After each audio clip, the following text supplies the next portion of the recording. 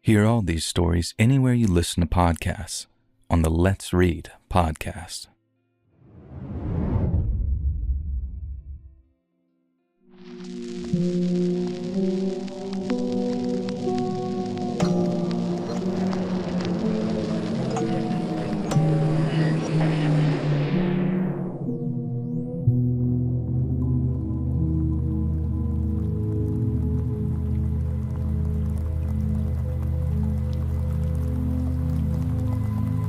I'd been working as a wilderness guide out near Mount Shasta for about 3 months when I first met Noah.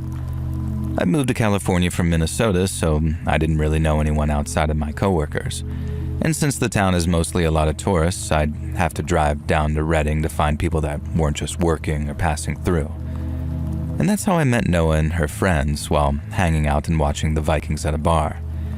She was nice and really pretty too, with those deep brown eyes that she said came from the Italian side of her family. We swapped phone numbers, went for some coffee and drinks a few times, and then when things started getting a little more serious, coffee and drinks turned into longer and less public meetings. Noah thought it was cool that I got to work with nature, but it never occurred to me to turn a trail hike into a date. She lived down in Redding, and I preferred heading down there since she had a nicer apartment and a cat. And there was also way more to do down there, so in the end, it was Noah who asked me if she could drive up to Shasta sometime to check out the trails that I worked. Now, I thought it sounded like a great idea, and like I said, I was kind of kicking myself for not thinking of it sooner. She was super into nature, and so I could impress her with all of my accumulated knowledge, and it'd be cute to spend some time out there alone instead of surrounded by other people down in the city. She drove up to Shasta in the morning, and then after spending some time putting a little picnic together, we drove out to the trailhead near the upper sand flats and then hiked into the woods from there. The first thing I told her about, because the ladies always love this one, is how old-timey prospectors used to keep ringtails as pets.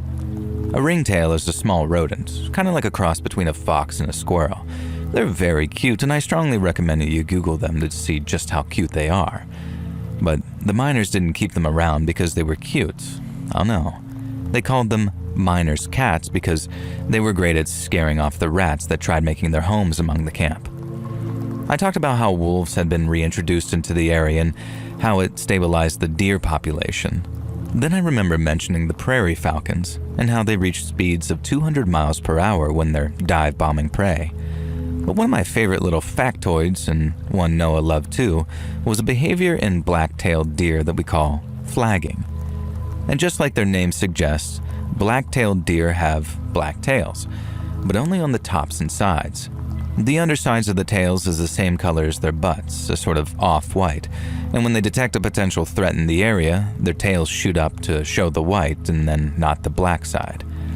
And it's kind of like a collective traffic light, something that says ready, steady before the go when the threat proves significant, and it's just one of many examples of how animals have developed methods of wordless communication. Now we walked for a few miles, with me dropping the aforementioned facts here and there, and then when we stopped for our picnic, I told Noah how Mount Shasta has its share of carnivorous plants, like the California pitcher. I also told her how growers have been trying to introduce the matsutake mushroom to the region, which is highly prized in Japanese cuisine.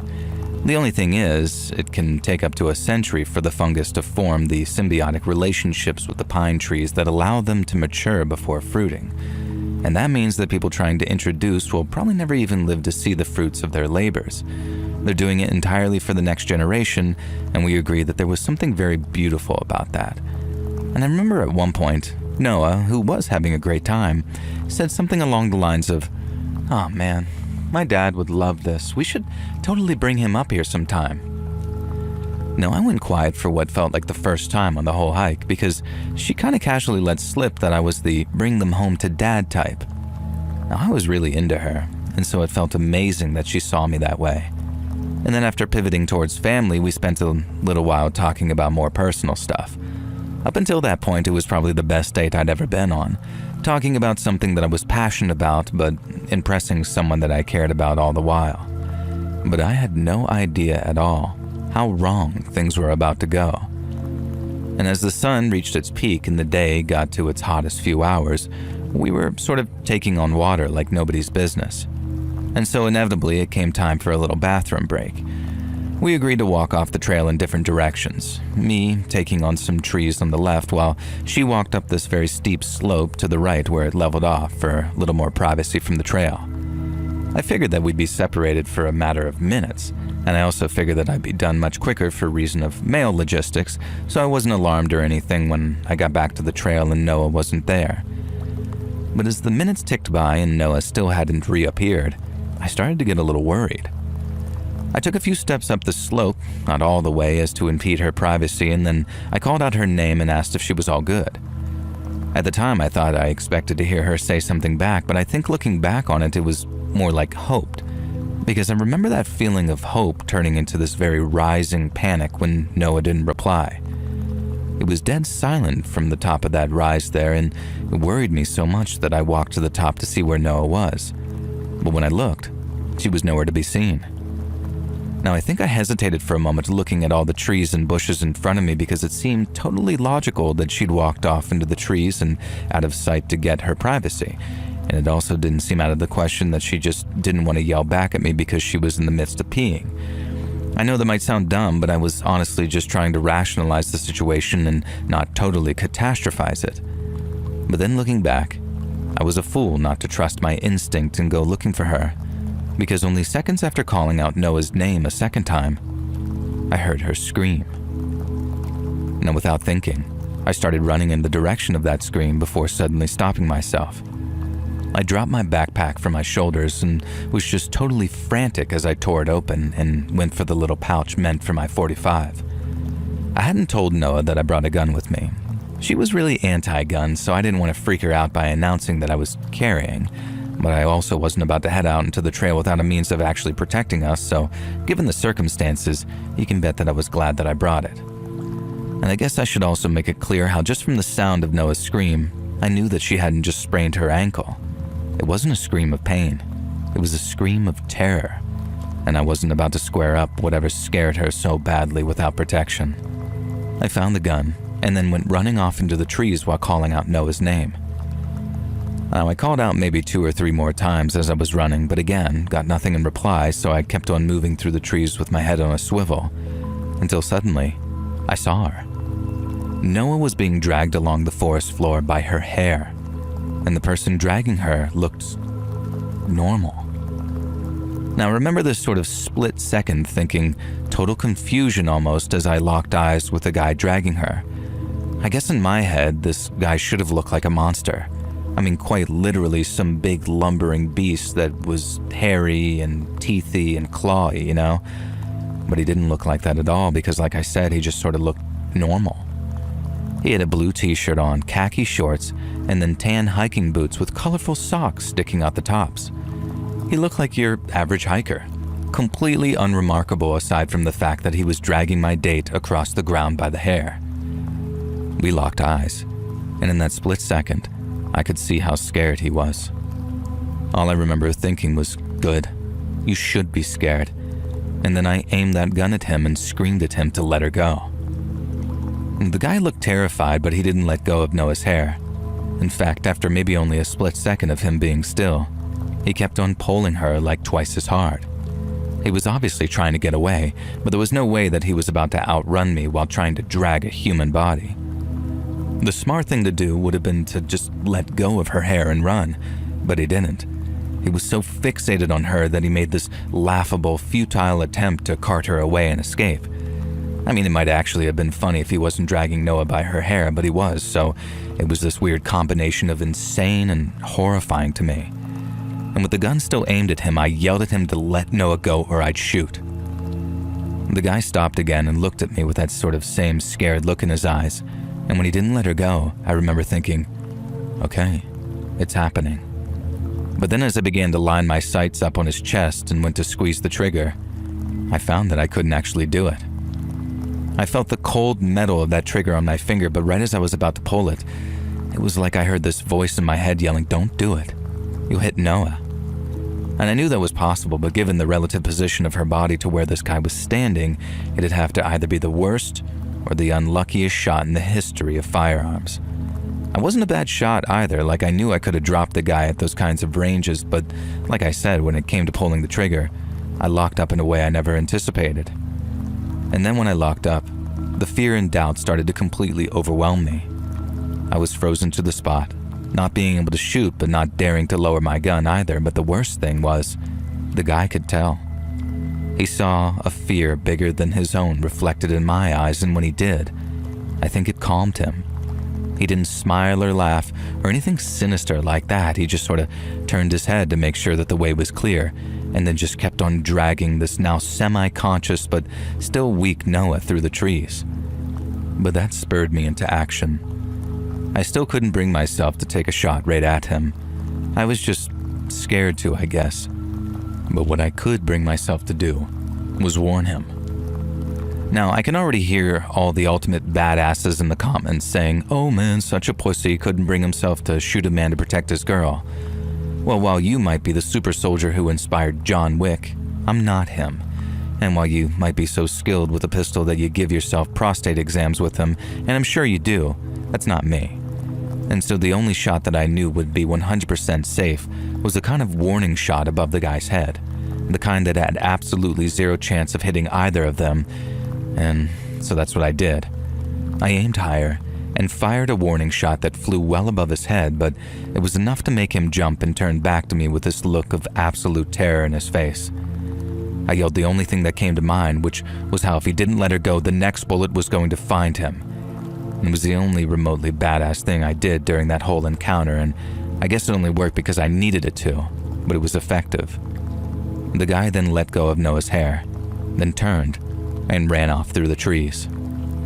I immediately followed, rushing forward to where Noah was lying. At this point, she was half awake, coming to after having been hit pretty hard in the jaw with something. There was blood coming out of her mouth, her eyes looked like they were struggling to focus, and I had to support her after helping her to her feet. I put her back down again once we got to the trail, and then as she realized where she was and remembered what had happened, she just started crying. Since the cell signal was so shoddy on account of being relatively low altitude, I did the only thing I could do, which was try and console her. She kept going back and forth between apologizing and thanking me, and while I'm not sure what the apologies were for, she certainly didn't have to thank me. I told her it was okay, that the man was gone and he didn't seem to be armed, but that we needed to get her out of there to get her jaw checked at the hospital. We could move at whatever pace she wanted because I had my gun to protect us, but the longer we stayed, the more chance that he'd try and come back to find us. And maybe that time, he'd have something to fire back. We were up and moving again seconds later at a mixed pace of jogging and walking fast. I think all the heavy breathing brought Noah a kind of calm because before long, she was able to tell me exactly what had happened after we went off to pee. And even all these years later, thinking about it scares the hell out of me. So Noah said that she'd walked off into the trees at the top of the slope and then put enough of them between me and her to ensure that no one peeking up from the trail could get a look at her. She drops her shorts, does her thing, but then as she's buttoning them up again, she hears something moving kind of close to her. She stayed put and stayed quiet, and then when she heard me calling out her name, she was too scared to respond. She said it felt like the thing close to her was hunting her, and calling back to it would have allowed it to find her. But then seconds later, she hears a sort of thud, thud, thud of fast footsteps behind her, and then when she turns to look, bam. The first hit didn't knock her out, and that's when she screamed. The second one knocked her unconscious briefly, but by that time, help was on the way. I was worried that she might have a fractured jaw, maybe some kind of damage to her teeth, but luckily the only wounds were to the inside of Noah's cheek.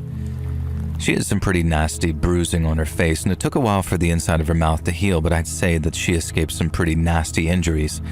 And if that guy had gotten her to wherever he wanted her, I'd say that she might have even escaped a fate worse than death, too. We obviously filed a police report at the Shasta Police Department that very same day, right after Noah was discharged from the hospital. It was stressful for her, really stressful, having to kind of relive those events so soon, but we agreed it was better to get it on paper while it was fresh in her mind. We thought it paid off too when the cops told us they'd arrested a guy, but after we drove back to the department, and Noah checked out the guy's booking photo, we both agreed it wasn't him. The guy in the photo had a bunch of violent convictions, many of which involved female victims, but as much as we wanted it to be, it wasn't the same guy that attacked Noah. It affected her for a while after. Like she said, she had nightmares about seeing the guy's face suddenly in places that she didn't expect it to be. I really felt for her, and I made myself available in every capacity I could. And then, as messed up as it sounds, it was that horrible event that brought us way closer together and put us on the road to where we are today. Me and Noah are still together, coming up on 7 years now, and this year I'm finally going to do the right thing and ask her to marry me. And maybe if you read this on your podcast, it'll be how she finds out what I'm planning. But if not, well, I'm sure I'll think of a way to ask the love of my life to be my lawful wedded wife.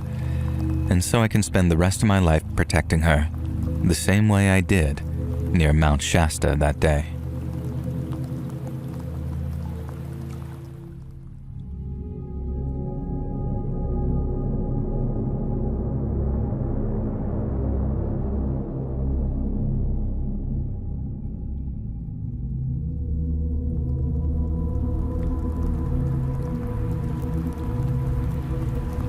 More than 3 decades ago, back when I was a much younger man, I helped a mate of mine move down to Glasgow from our home city of Newcastle. He'd managed to get a job as a football scout for Glasgow Rangers, which was basically his dream career. And so while me and all of our mates were sad to see the back of him, we were all really proud of him too. Now, we drove up early in the morning, and then once everything was unloaded, we had some pub grub and a few lagers, shandies from me, and then I started on the drive back to Newcastle. I'd left it quite late to drive back, so it was about midnight by the time I started to see signs for the English borders. The roads were quiet, with only the occasional lorry thundering past me, and I remember there being some phone-in thing on the radio, but I wasn't really listening. I was in my old Vauxhall Cavalier, an '82 model that I bought on the cheap about 4 years prior. It normally served me well, and it had been running fine all day, but just after passing a place called Jedburgh, the temperature warning light flicked on. I looked at my dash, watching the needle climbing into the red, and swore under my breath as I eased off the accelerator. Since it normally bought me a few minutes, I cranked the heater up full blast to try and pull some heat out of the engine. But that time, it seems my luck finally ran out because just a minute or so later, there was this loud hiss from under the bonnet before steam started pouring out the seams. Seconds later, I heard this horrible metallic knocking sound coming from under the bonnet. And so I coasted over to the hard shoulder and then came to a stop just in time for the engine to seize up completely. And after that, aside from the ticking of my hazard lights and the sound of hot metal cooling down, there was nothing but silence for a few seconds, until I erupted. I remember shouting, "Are you effing kidding me?" a couple of times, and then, after taking a few deep breaths, I got out of the car and tried to fix it. And I tried it for half an hour, and in that time, a grand total of 2 cars passed me, but even with me waving at them as they passed, neither of them stopped.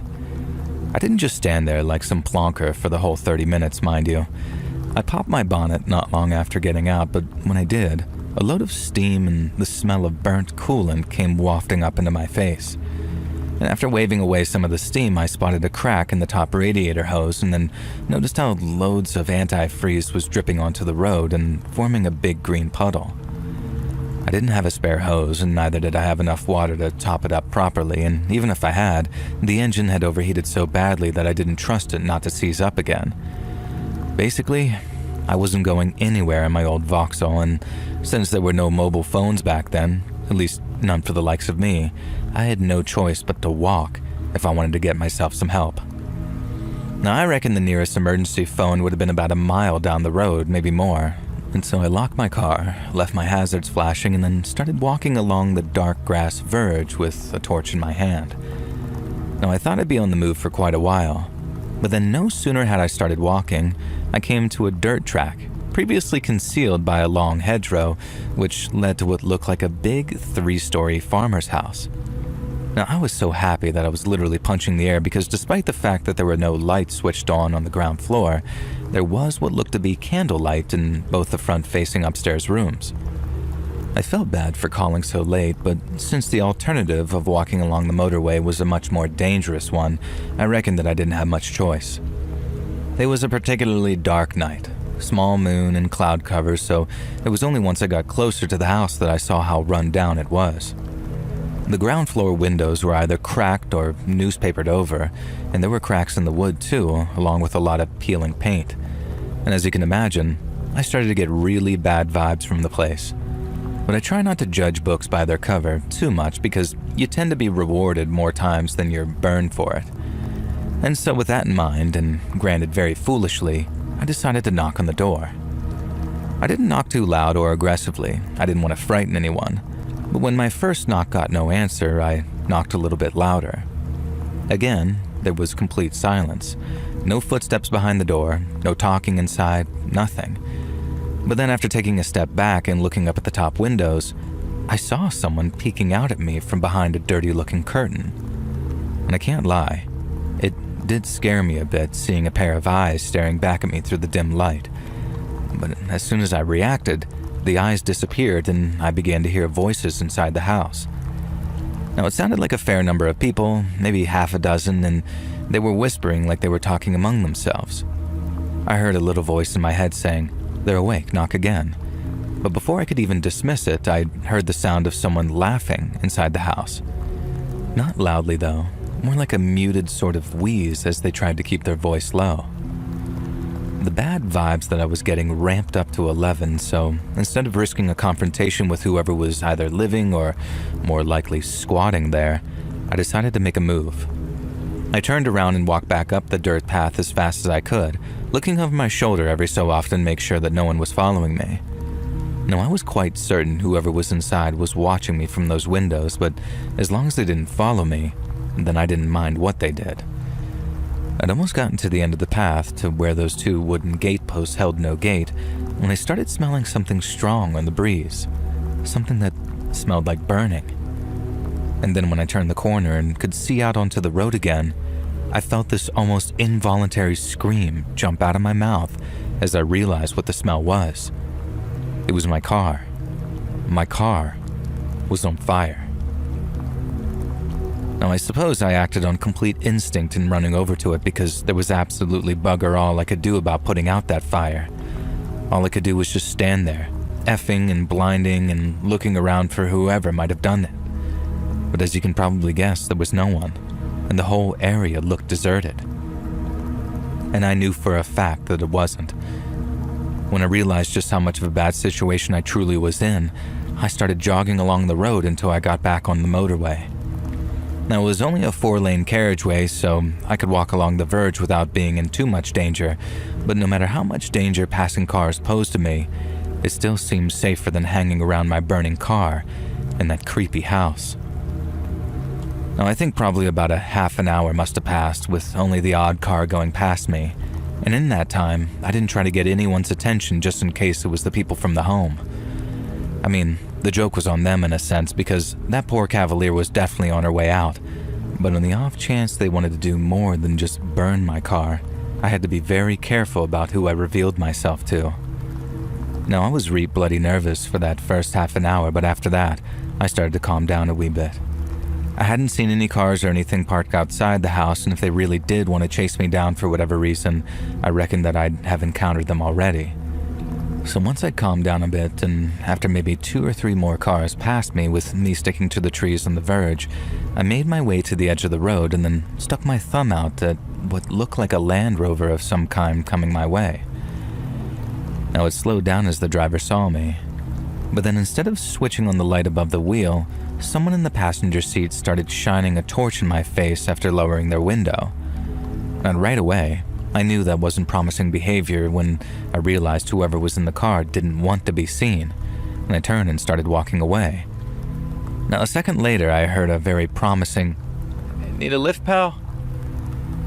Now, one that was just friendly enough to slow me down and make me think that I might have been overreacting. But then the second I slowed, I turned back to face the car, and the passenger doors opened up and I heard someone shout, "Get him!" Now, I remember running right at the trees at the side of the road. Not along the road where the car would have been able to cut me off, but at and then through the trees and bushes at the side of the road. I remember closing my eyes as I felt things scratching against my face, and then when I opened them, I found that I'd come to a fence on the other side. I hopped over it with speed and power that I didn't even know I had in me. I mean, I was hardly some couch potato back then, but I wasn't exactly in perfect shape either. But I swear, I think I vaulted that fence like an Olympic athlete for fear of what might have happened if those men had caught up with me. It's strange thinking back on it as well, because these days, all I do sometimes is sit and wonder why those people chose to go after me like they did. But in the moment, as I was running, it didn't matter a jot to me. All I knew was that those people were out to get me, and all that mattered in the world was getting away from them in that moment. Now, I ran across this big dark field for what felt like ages, running and running until I couldn't anymore. And then when I got to the other side and spotted a road ahead of me, I swear I saw that same Land Rover driving along the road with someone shining a torch out into the field. I had to change my route and head off at an angle to avoid the Land Rover, and along with anyone to my rear who might have followed me. I had to force myself to run when I didn't think that I could run anymore, and even though I was quite a fit young lad and one pumped full of adrenaline, I soon felt like that I was about to cough up a lung and fall over. In the end, I found myself staggering onto a road and then right back onto another dark field because I was too scared to be out in the open with a car full of blokes trying to find me. I kept on going like that until I came across a small town. And then as I was walking its dark and empty streets, looking for anyone who might be able to help, a police car appeared, and an officer asked what I was doing walking the streets alone like that. When I told him what had happened to me, he told me to jump in the car, and then off we went to the police station for a cup of hot tea and a few biscuits, while I went into more detail about what had happened. As soon as I mentioned the house that I'd stopped by and mentioned how there had been people inside, I remember these two officers giving each other a look because they told me that the people inside must have been squatters. I thought that they might have been, partly because of how run down the house was, but the police confirmed that it was derelict and that there shouldn't have been anyone in there. They said that they'd head over and check it out, but they doubted anyone would be there. Squatters are kind of like rats. They're annoying and sometimes they're dangerous, but they're not stupid, and they just move on someplace else and then maybe return when things all blew over. But in all likelihood, they were gone from that house for good. I remember asking the two policemen why. As in, why had they burned my car before trying to hunt me down like that? And the first words out of the policemen's mouths were, "Well, what did you see?" He was convinced that I'd seen them doing something that they shouldn't have been doing, and after spotting my car, which they assumed was still functional, they tried to make sure that I couldn't get away before chasing me down. But that was the thing. I hadn't seen anything, and once I'd established that, all we could think of was that those squatters just wanted to scare me off. One of the policemen said that since they didn't know who I was, they might have assumed that I was some kind of bailiff or law enforcement agent. And at first, they might have been worried that I was a policeman. But then when they realized that I wasn't, they must have reckoned that I was fair game for a kicking. And if only to make sure that I was too scared to return. And with nothing else to say, I gave the police the phone number for my flat in Newcastle, and then since I literally lost everything but my wallet, one of them was kind enough to give me a lift to a nearby train station. It was long past dawn by then, so the trains were running, and I didn't have to wait long before I was on my way back to Newcastle. They phoned a few days later saying that that house was empty, and there wasn't much in the way of evidence tying anyone to the arson. They promised to keep their ears to the ground and would let me know immediately if there was any progress. But till then, they advised me to be patient because things like that took time. Sadly, that was the last I heard from the police, marking the end of my first encounter with squatters and hopefully my last too. I had no idea that those people could be so violent. I mean, call me naive, but the squatters I was familiar with were the hippies who took over empty houses in London in the 60s.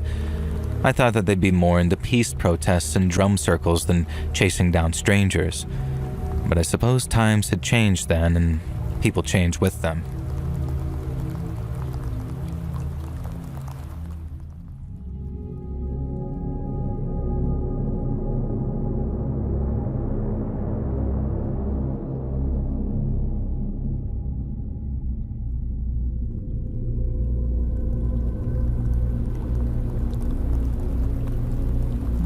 I grew up in Fond du Lac, Wisconsin, but I drifted out west in my teens, ended up getting hooked on heroin, and then spent a little time in federal prison for something I'm not too proud of.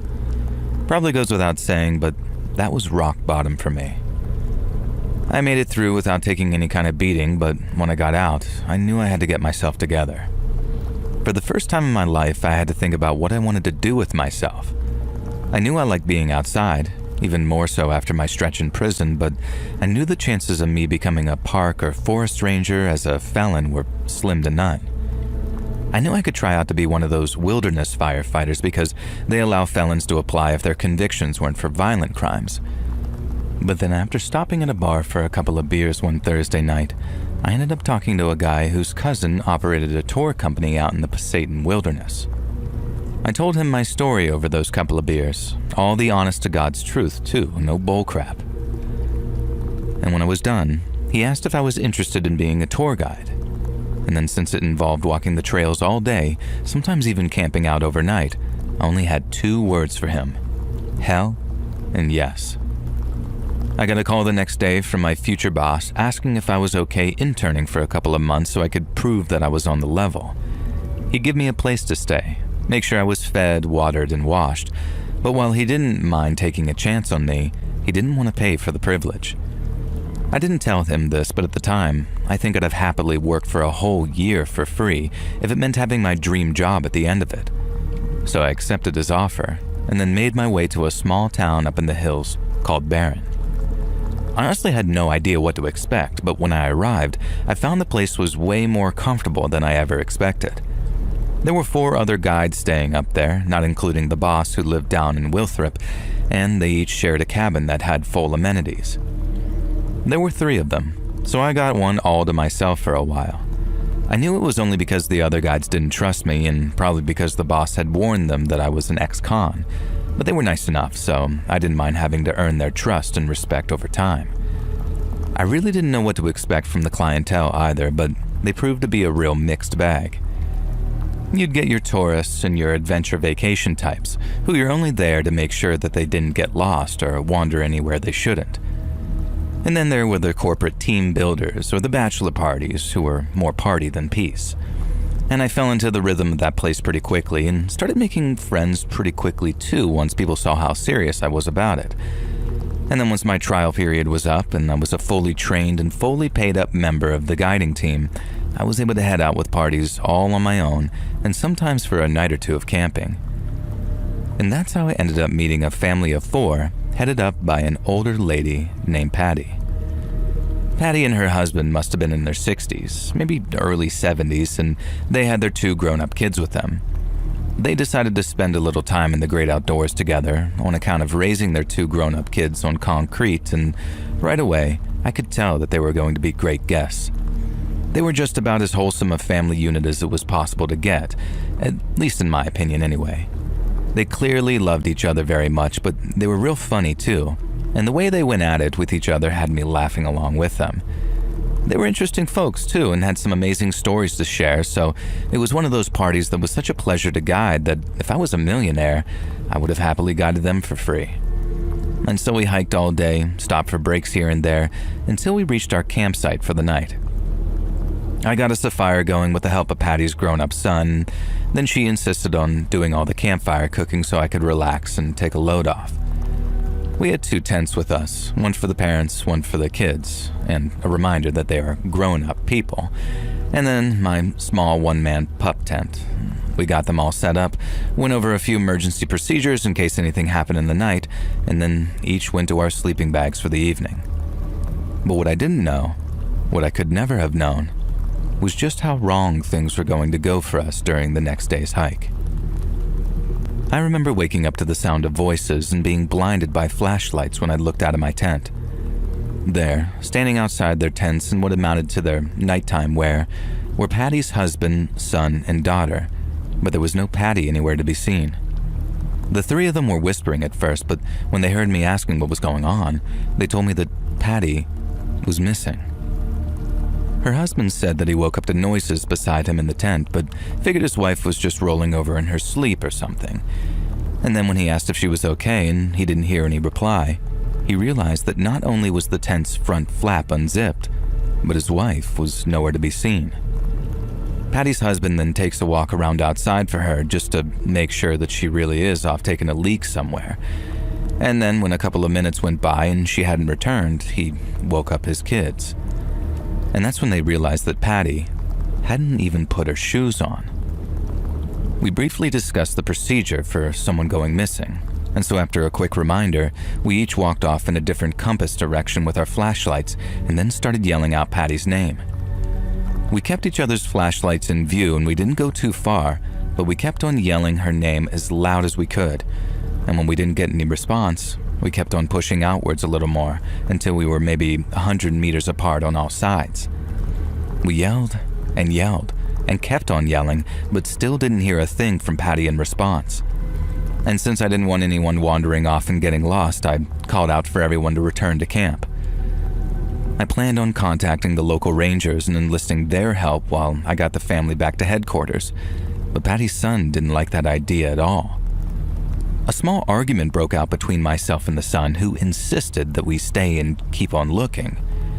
Now, she was an older lady, so she couldn't have gotten far, I think, and while I agreed, we had certain protocols to follow in the event of someone going missing like that, and those protocols were based on keeping everyone else in a group safe. Yet Patty's husband agreed with their son and insisted that they stay at the camp and keep calling out her name in case she got lost, and so she could find her way back to the camp.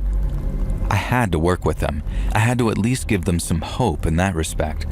And honestly, because that's the exact same thing I hoped someone might do for me if that was my mom out there lost in the dark forest.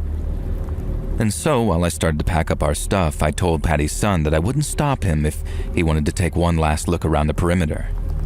And as you can imagine, he was grateful for my cooperation, but I also get the feeling that he'd have punched me right in the face if I had insisted on leaving. And so off he went, him and his dad, while I tried my best to keep Patty's daughter calm as I packed away my gear and got a start on the group stuff too. I didn't think they'd find anything. I mean, I hope they did, but the wilderness makes you a cynic over time on account of how cruel nature can truly be. And so imagine how surprised and relieved I was when, maybe 10 minutes after they left, I heard the sound of the son's voice coming through the trees as he yelled, "We got her." Patty's daughter burst into tears when she saw her dad and brother approaching with their mom in tow, and I'm not ashamed to say that I wasn't far from tears myself by that point. I'd never had to deal with anything like that before, so to have it over and done with so quickly was an incredible relief.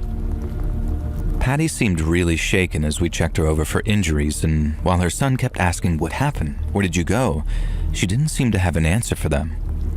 When she did talk, she just kept saying, "I don't know. I can't remember. I think I got lost." And that all kind of made sense to me once I realized that she'd walked off without a flashlight, because it gets so oppressively dark at night out in the wilderness that it can get really disorienting and frightening very quickly. And I remember telling everyone not to worry, that Patty would probably be more articulate once she'd gotten some sleep and some food, and we were all pretty exhausted by that point. But even after a few hours of sleep and some protein bars and coffee for breakfast, things continued to get worse. To stay on schedule, we could only get a couple of more hours of sleep before we had to wake up, pack up, and make our way back to HQ. And that meant that we were all kind of tired and cranky waking up at 6:30 a.m., but still super relieved that we'd found Patty and avoided any major disasters. I made that coffee, handed out those bars, and while I did, I noticed that Patty was still unusually quiet, especially in comparison to what a chatty Patty she was the day before. I didn't press her too much on it. I just asked if she was feeling okay and was good to walk back to base, and she said sure after apologizing for scaring us. She seemed like her usual self, or at least the usual self that I'd come to know in those 24 hours, but there was something, I don't know, missing. Like she was still a little confused or spooked regarding what had happened that night. And like I said, I didn't press her on it, as I figured that she was probably dealing with a lot of mixed emotions at that point. But as we got back to the trail and started heading back to HQ, Patty's behavior took a series of dramatic turns, and very much for the worst. I think we were maybe 20 minutes into the hike, and it was a nice quiet morning too, so you could hear a pin drop whenever the birds weren't tweeting. Now I'm leading the group, The two grown-up kids are behind me while Patty and her husband are at the rear, and I could hear them whispering to each other, not to keep secrets or anything, just to preserve that early morning calm. But then at one point, I hear Patty's husband say something like, "What did you say? In fact, you know what? Don't. We'll talk about this later." Now, he didn't raise his voice or anything, he just sounded irritated, and since it's my general policy not to intervene until tempers start to flare too badly, I didn't even acknowledge what was said. It's not entirely unusual for folks to get a little snippy with each other, especially when they're tired and out of their comfort zones. And generally speaking, the best course of action is to not escalate, i.e. don't get involved. Little tips like that generally smooth themselves out, as no one wants to have a big family or inter-friend argument in front of the trail guide. But not in this case, not at all. It must have only been a couple of minutes later that I heard Patty's husband behind me say something like, "I told you, Patty, this is not the time. We can talk about this later." To which she replied, and these were her exact words, "We'll talk about it, and then we'll go running off into the arms of one of your whores." Now, both her grown-up kids gasped and were like, "Mom? What the hell?" Now, I felt the exact same way, having seen this sweet old lady go from a ray of sunshine the day before to having a mouth like a damned sewer rat the day after. I mean, that probably sounds a little rich coming from someone who curses up a storm every now and then, but my point stands. Something about Patty was way different, and even with all that crap I've been through in my life, I found the change to be very unsettling. She started off on some rant about how her husband wasn't faithful, how he hadn't been so for years, and he thought that she was dumb for not knowing, but she knew. I remember the husband snapping at her and then yelling, "Patty, I told you, this is not the time." And that silenced her, and I turned to tell them all very politely to just keep moving as fast as they could so we could get them back to base on schedule. I remember turning around and walking backwards while I said it, and considering what she just said, I expected Patty to have a face like thunder. Only she didn't. Quite the opposite, actually. She was sort of smiling, ear to ear. And that was the point where I turned to Patty's son and asked him to drop back a little so I could talk with him in private. And then with his sister now at the lead, we dropped back a ways behind his parents and got to talking. Now, he was understandably on edge, but even more so that we talked because I told him strange turns in behavior like that could be caused by some pretty serious head injuries. And he knew that all too well himself, as I think he was some kind of personal injury specialist, but here's the stickler. Patty didn't show any sign whatsoever of having any kind of head injury. We checked her pretty much all over the night before, especially her scalp, because her hair does a real good job of hiding bumps, cuts, and bruises, especially when those cuts aren't bleeding particularly heavy. But like I said, there was nothing, not even so much as a bump on her head. That didn't mean that she'd taken some kind of fall, but regardless, she needed to be taken to a hospital and checked out for anything that we might have missed. He agreed, and then said the first thing that they'd do once we got back to HQ was drive her to the nearest hospital. But as it turned out, we didn't make it back there at all. As we kept on hiking, Patty started getting very snippy and mean again, but this time it was directed at her kids. Now, I couldn't believe my damn ears as some of the stuff that she was saying. Now, it sounded like she was dragging up age-old fights and wrongdoings, but then from the reaction of her kids, she was putting a particularly venomous and untrue spin on things. Such as one point she accused her son of selling pot in college, and he just about exploded, saying something along the lines of, "No, I did not. I got high like one time, Mom. One time. I could be disbarred if people heard you talking about this." Now, she said something really mean to her daughter too, but I'm not sure that I could say what that was without, if this ever makes it to a video on YouTube, it might get nuked, you know? And I mean, it's not even worth typing out for you to decide which part needs to be removed, because all of it was about as poisonous as you could possibly imagine. I mean, imagine the worst stuff you could ever accuse a woman of, and that's what Patty's mom was accusing her daughter of. It was so bad that the daughter burst into tears as she asked her why she was acting the way she was, and then just kept going on like that until Patty's husband yelled at her to shut the hell up. It all got so bad that I had to step in and ask them to calm down, and I never do that unless things get really, really bad. The daughter was in tears, the son looked next to traumatized, and Patty's husband had turned so red that he looked like a tomato in hiking gear. But Patty, You guessed it. She's just there smiling ear to ear, like what she'd said and the reactions it had gotten was the most amusing and satisfying thing in the world to her. Now, I was so alarmed by it that I asked her, very nice and polite, if she could just refrain from starting arguments until I'd at least gotten them safely back. Now, most folks don't want to argue in front of their guide, and they tend to treat me as a kind of neutral party too. But on this occasion, that formerly sweet old lady looked me dead in the eyes, told me to shut the F up before she got her husband to knock my teeth out. Well, everything exploded again. The daughter cried, the son comforted her, and the husband started really roaring at Patty, asking what the hell had gotten into her that she'd say something like that. Now, he turned to me and said, "I'll do nothing like that, Devin, rest assured."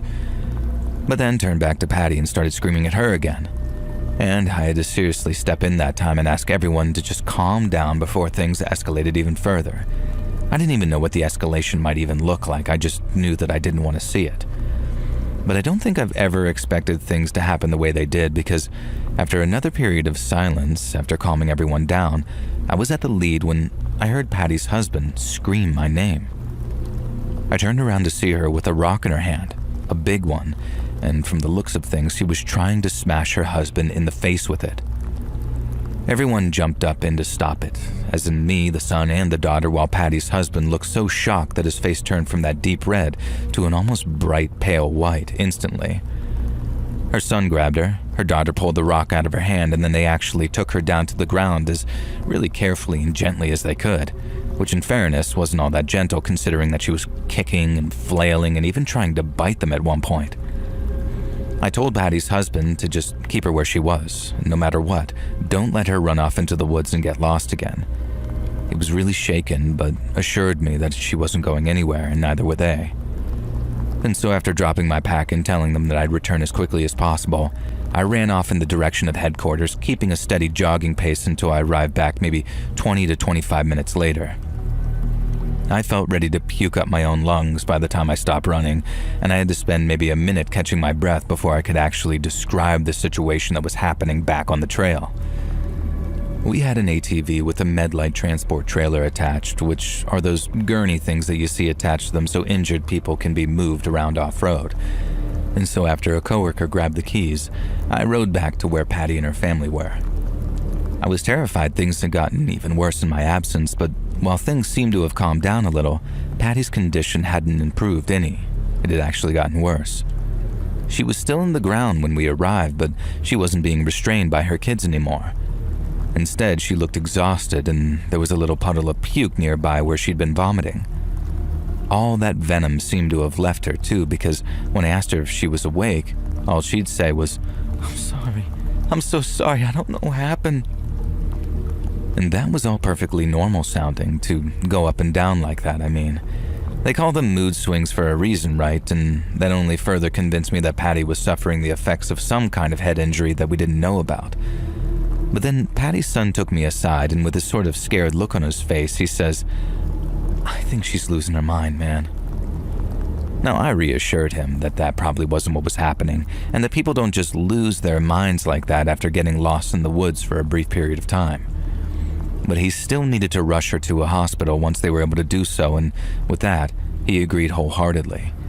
But he did say something that frightened me too, and that was how she hadn't responded when he called her Mom. Patty's son described how after asking her something along the lines of, "Mom, are you feeling any better?" she acted like she was ignoring him. And he got kind of mad and then says, "Don't just ignore me, Mom." But then she looked at him from where she was laying with this very confused look on her face.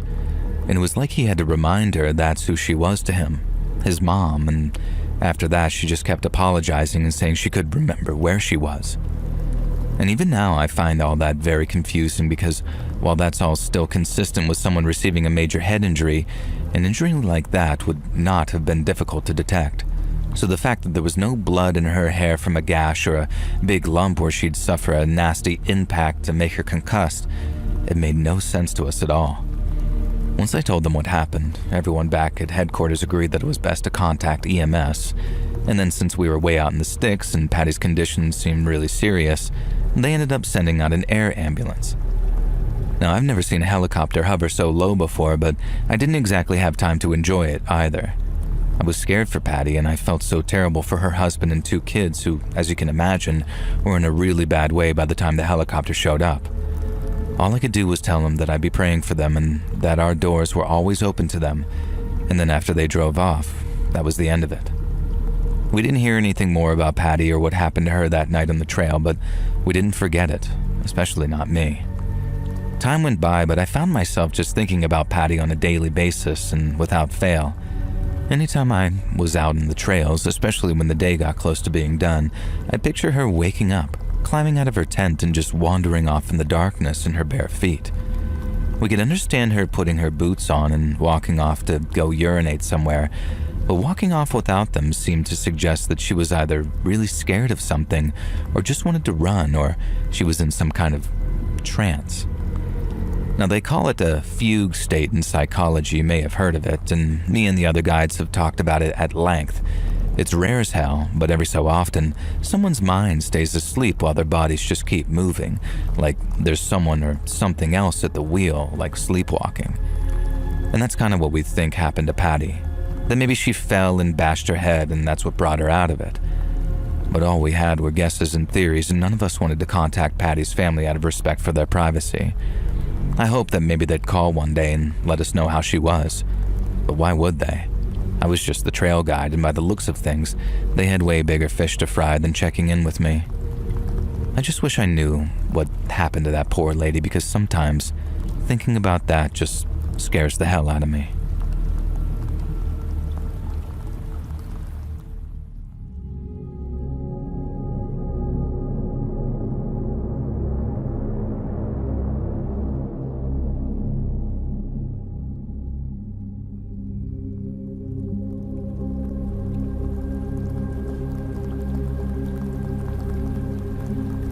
My name's Hank. I'm a proud Texan, and I work as a bus driver taking folks all over this great state of ours. Most of those journeys take place during the day, but sometimes I like to earn a little extra pay by taking the overnight journeys, or what you might call the red-eyes. I fire up that big old rig around dusk, load her up with the sleepy travelers heading either home or away, and then take off along those long, lonely highways that stretch from Houston to El Paso and every place in between. I wouldn't call it a difficult job, but as long as you can keep the wheels turning through the witching hours and dodge all those back road deer, you can almost guarantee everybody gets where they're going safe and sound by sunup. And it's not often the bus causes you problems, because if you keep her clean and well-oiled, and she'll keep you moving and happy. It's the people that complicate things, though. Not every kind of person, but a certain kind, and all the worst rides have been down to that certain kind of person. Including this one, which was probably the worst I have ever experienced. Driving the bus across Texas at night with nothing but country songs and the stars to keep me company, it sometimes makes me feel like a night watchman, one charged with guarding the whole damn state. Now, I meet all kinds of interesting people on that open road under the big Texas sky, and then watching the sun rise over the prairies after a long shift, it's pure gold, but the cons hit hard too. Your sleep schedule gets all turned around, so whenever you're working nights, you miss out double on family dinners and weekends with the kids. The fatigue creeps up on you too, and dealing with rowdy passengers or breakdowns in the middle of nowhere is no picnic. But every so often, you get a special kind of rowdy. The kind that's not just drunk and loud or complaining about fellow passengers' body odor. The kind that's dangerous. Real dangerous. Back during the fall of 2007, I was on a run from Dallas to Austin, driving through the pitch black with nothing but tumbleweeds and truck stops for miles. I had this fella riding with me about 6 rows back, one that had been staring out the window and kind of muttering to himself, at least according to a fellow passenger anyway. I couldn't hear him at first, so it must have been nothing but a few grumbles and not enough to cause a scene. But then after maybe an hour on the road, I started hearing him as he started to raise his voice. I looked up into my mirror to see folks shifting uncomfortably in their seats, but nobody said a word. That happens more often than not. People learn to tune out the oddballs on long bus rides like that, but the guy didn't get any quieter. He only got louder, and as he did, the tension in the air got thicker and thicker. My guy twisted something fierce, knowing trouble was simmering. and I just prayed that it'd blow over, sort of like a false alarm, but it didn't. When it came, the guy went off like a firecracker on the 4th of July, almost like his fuse was sizzling away for a while, and then bang, off he went, and there was no stopping him. I heard someone say something to him, I guess to sort of shut up or something to that effect, and the guy replied with a full-throated roar and then went at that challenger like a freaking skunk pig. I looked back for just a second to see him leaning across the center aisle, lunging at the person I assumed did the back-talking. I had to keep my eyes on the road, but I looked up into the mirror to see fists raining down, and then the sound of passengers screaming along with a doom, doom, doom of the big guy's fists against the other's face. They weren't fighting. It was like a beating, the kind that, if it wasn't stopped, was going to end in a casket and a family dressed in black. The bus exploded into chaos as the beating continued, with some people running for cover toward the rear and others charging the attacker to try and end the assault. And when he realized what was going on, the attacker sort of wheeled around and started swinging on the folks trying to stop him. And let me tell you, this man was no small specimen. From what I could tell, he made short work of the people trying to stop him, and I think he straight up knocked a guy out too, because something freed him up to go back to wailing on the first guy he attacked, who by then was out cold and leaking blood from his nose and mouth. I didn't get a picture of all of this until later, obviously, because I was mostly trying to keep my eyes on the road while keeping an eye on the situation behind me using my driver's mirror. But then as soon as I realized the violence wasn't about to stop anytime soon, I started slowing us down so I could pull us over and get as many people as possible off that bus. I didn't hit the brakes in a sort of screaming tires kind of way. You can't do that on the bus with people standing unless you want them falling head first. And while I didn't mind if our psycho attacker banged his head on an armrest, I had to consider the other passengers too.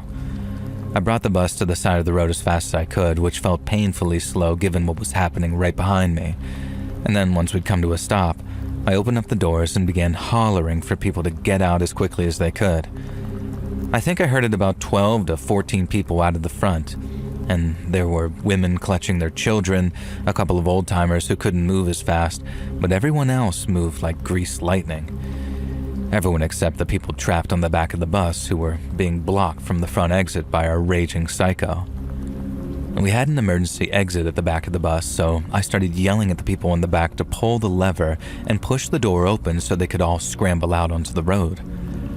I don't know if they just couldn't hear what I was saying over the sound of their screams, or they were too scared to turn their backs on that attacker, but they didn't do as I asked. I kept on yelling louder and louder, but then the psycho turned his attention to me and then came charging down the bus while roaring like some beast. I tried to put something between us, that something being the driver's seat, but as most of you can probably imagine, all he had to do was move a yard to the side and his fists had unfettered access to my face. I felt a couple of punches and kicks, but all I could do was try and shield my head in the hopes that he didn't do any serious damage. At one point, the guy actually grabbed one of my arms by the wrist and pulled it away so he could punch me right in the eye. All it took was one punch, and it felt like I couldn't see out of it anymore, and I knew it'd only take a couple of more of that to do some serious damage. The same pattern played out again, with people trying to get him off of me before being beaten back, and then he turned back to me and started all over again, but he didn't last long because maybe a second or two later all I heard was, "Hey, right here!"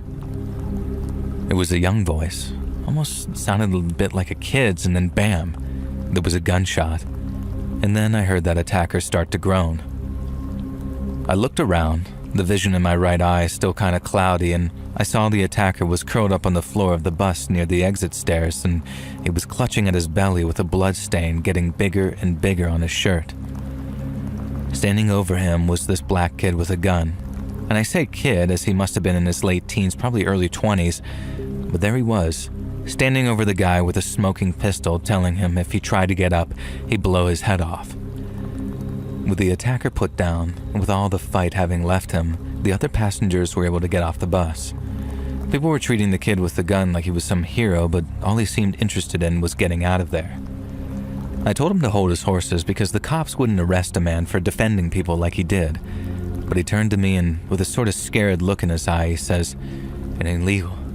It ain't legal, man. I gotta go now." And then off he went. Lord knows where, and that's honestly the last I saw of him. With folks huddled outside in the cold, yes, Texas nights can get cold, I called in what had just happened on my cell and then waited with the rest while they either cried, hugged each other, or just stared into space like I did, wondering how the heck things all went so bad so fast. And not long after, we all saw lights flashing red and blue across the flatlands, and then as they got closer, they were joined by sirens. State troopers rolled up first. Their guns were drawn so they could secure the scene, and then I gave them the lowdown on that berserker. I mentioned the shooter too, and I know I should have been honest with him, and I might have been a little selective over what I remembered because God knows I didn't want that kid's good deed treated like a bad one. Once the cops had the scene secure, the EMTs came right behind them. They hauled off that unconscious fellow with his face all busted up and then stretchered off that young woman too, the one the attacker had given a few hard licks. And they even checked the attacker too, who was still alive, but in a lot of pain, and then with him handcuffed to a stretcher, they took him away with a cop sitting in the back of the ambulance with him. The cops questioned everybody, taking statements while I stood there feeling like I'd aged a decade in about an hour. And the company I worked for got a replacement bus out to us as quickly as they could, and then once the dust settled and the authorities cleared us to go, we were back on the road again. We were minus a couple of passengers because some had chosen to wait for kin or friends so they could ride with them instead. But we were also plus one because I got to sit back and enjoy the ride with the new driver at the wheel. The atmosphere on the bus now was pretty dark, with folks whispering to each other about what had just happened. But I preferred the talk because when it came, the silence was honestly heavier than a lead blanket. I still think about that kid sometimes, the one who shot our attacker before he could do any serious damage to me. I guess if you told me about a guy like that walking around with an illegal gun, I'd have assumed that he was the bad guy. And I guess he sort of was one of the bad guys if he was a felon or what have you. But then all it took was one pull of the trigger at that right moment, and he became kind of a hero to me. I know there's no such thing as a perfect person, but since that night, I've never been so convinced of the existence of flawed heroes.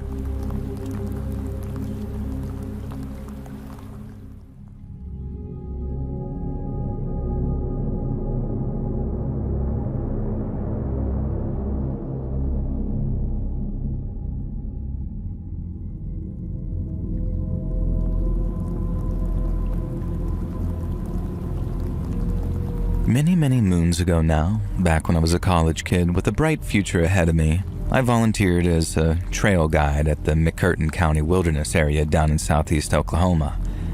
Having grown up on the ranch my pa worked at, I'd always been an outdoorsy kind of guy. Not a cowboy by any stretch, but I knew which end of the bullets came out of a rifle. And I think I'd have been happy working on that ranch too, if only to stay close to family. But my pa always did want more for me, so when the time came, I decided to make him proud by becoming a lawyer. I studied at Texas A&M, then while I was there, I heard about the volunteer program. It wasn't offering any extra credit, but the university would pay my expenses, so it amounted to a sort of free spring break vacation in my native Oklahoma. The county wilderness area was a real hidden gem, with about 14,000 acres of rugged Ouachita mountain terrain stretching right up to the Arkansas state line. It's got the thick pine forest with cool, clean creeks running through them, and then all kinds of wildlife too, like deer and turkeys and the occasional black bear. It's a prime spot for hiking, fishing, all that kind of stuff. But some folks don't feel entirely comfortable out in the wilderness all alone, and that's where I came in. Now, I led groups on trails like the Beach Creek Loop or up to the overlooks to point out the native plant and bird species, along with a little Choctaw history since their roots are deep around those parts. And for the most part, all my trips out into the wilderness, including my solo ones, went perfectly fine. But then there was this one trip that I made back in the summer of 1995 that I'll never forget, and the reason that I'm writing you. I used to do a bunch of different things as a trail guide, not just guide people, and one of my favorites was what amounted to a sort of campsite scouting. We'd host a lot of overnight camping trips, mostly for younger or older folks, so we needed tried and tested places to take our guests. For example, you needed a piece of flat, solid ground large enough for at least 4 or 5 tents. It couldn't be in a low spot either, where rain could pool up and turn your site into a swamp after one of those quick Wachita storms. The ground had to be nice and clear with no overhead widowmakers either, and by that I mean dead branches or leaning trees that could crash down in a wind gust. And seeing as we were in bear country, scanning for scat, tracks, or fresh diggings were more important too, and if a place seemed active, I just moved on, because a bear encounter was not something I was willing to risk. And then once you had a spot close to water with a place for a good fire pit, it was marked on the map before being field tested, as it were. And that field testing involved one of us heading out to the proposed site and staying there overnight. On the occasion that I'm about to speak on, I was asked to check out a potential campsite around the area called He Creek. He Creek was a runoff of the Mountain Fork River and was about an 8 to 9 hour hike from where we were based. We didn't have many campsites in that area, and I agreed that we could find better ones that we already had, especially in a place with intersecting bodies of water and such varied topography. And it took me all day to get out there, and that's after hitting the trails at 7 a.m., but once I arrived, I soon found a sweet little vacation on a rise but flat peninsula which overlooked the river. It was perfect for fishing and hunting, and ideal for families with kids too, since the creek was ankle deep and the river moved nice and slow. And the only thing left to do was set up my little one-man tent, get a fire going, and see what the night brought me. I hadn't seen any bear or cougar scat, which was a big plus, but out in the wilds of southeast Oklahoma, it's not just the obvious creatures that you gotta be wary of. We've been known to get an alligator or two in the marshier regions of the southeast, and while bobcats and coyotes can be a treat to small children, rampaging herds of feral hogs pose a danger to just about anything that gets in their way, large vehicles included. And so the whole idea of staying out there overnight is to get a real feel for the place, since it's at night when the wilds really come alive. And after easily putting together a campfire, thanks to the abundance of firewood in the area, I made myself a campfire dinner and then took to reading some Call of the Wild by Headlamp. I'd read it before, but I figured that there was no better paperback for a night in the wilderness, and I'd just gotten to one of my favorite passages. Quote, "He was beaten, but he was not broken, etc." when I heard a noise about 20 to 30 yards away through the trees. I don't spook easily, and I spent enough nights outdoors to know nights can be noisy, so since all you normally need to do with an animal is let them know that you're there, all I said was, "Howdy, y'all," as I looked up from my book. No, I didn't hear any more movement after that, for a couple of minutes anyway, so I figured maybe it was just a dead branch falling from a tree. But it wasn't long before I heard it again, and that time, it was even closer. Someone or something was moving through the darkness, getting closer and closer to me with each passing minute. And so I did what any other right-minded person might do in that situation, and I reached for my gun. Now, I carried a Super Red Hawk, but in a .480 Ruger, so I had a little less recoil. That was very much my choice sidearm for those oh crap moments, so I was confident that I could put down whatever charged at me. My only worry was that it wasn't an animal, and whoever was out there was similarly armed as myself. So in the off chance that that was the case, I remembered saying, "You gotta be real brave or real stupid to be sneaking up on someone who's camping after dark." Now, it served as a dual purpose, making it clear to an animal that I wasn't going anywhere, and clear to a person that I wasn't some pushover. And then when I heard the sound again just beyond the light of my campfire, sounding like it was coming from behind a nearby tree, I cocked the hammer of my Red Hawk and aimed for its trunk. My hands were shaking as I tried my best to focus on getting my breathing right, so when whatever it was came around the tree trunk, I was ready for it. But then, just as I managed to get my heart rate just a little less frantic, I heard the sound of fast-moving footsteps just off to my right. Whoever it was so fast that I didn't even have time to turn and aim at him, not without giving him a clear shot at me with whatever kind of blade he was holding. I didn't get a good look at it, but I saw it shining in the firelight as he came at me, and it gave me no choice but to basically dive over my own tent in order to put something between us. I heard him yell something as he took a single swing at me, and then by the time I was up on one knee, I only saw the back of him lit up by the campfire as he ran off into the trees again. And I wasn't about to let him get away. So I aimed, steadied myself, and then took a single Hail Mary shot at him. and that bang was so loud it had my ears ringing, and I hoped to hear him scream before tumbling into the dirt, but there was nothing. Just the faint sound of heavy footsteps as whoever it was fleeing the area. I spent the rest of that night watching my own campsite from a distance, just watching and waiting for whoever attacked me to return. Packing up and heading back wasn't really an option, as it'd give whoever was out there a really good opportunity to track my movement on account of how noisy moving around at night can be. But it also raises the question of how the hell did that person manage to approach my camp so quietly? And why the heck would a person try and murder a complete stranger like that in the middle of a wilderness area? At dawn, once it was light enough to see, I walked off in the direction my attacker had run following the encounter and quickly found a trail of blood. I followed it for quite a distance, moving slowly and quietly with my pistol at the ready until I reached a small, chest-height cave set into a rock face. It went deep, but I only went in for enough to see where the blood trail ended, and there were all kinds of animal bones in there. Random pieces of camping trash too, like empty cans and plastic water bottles.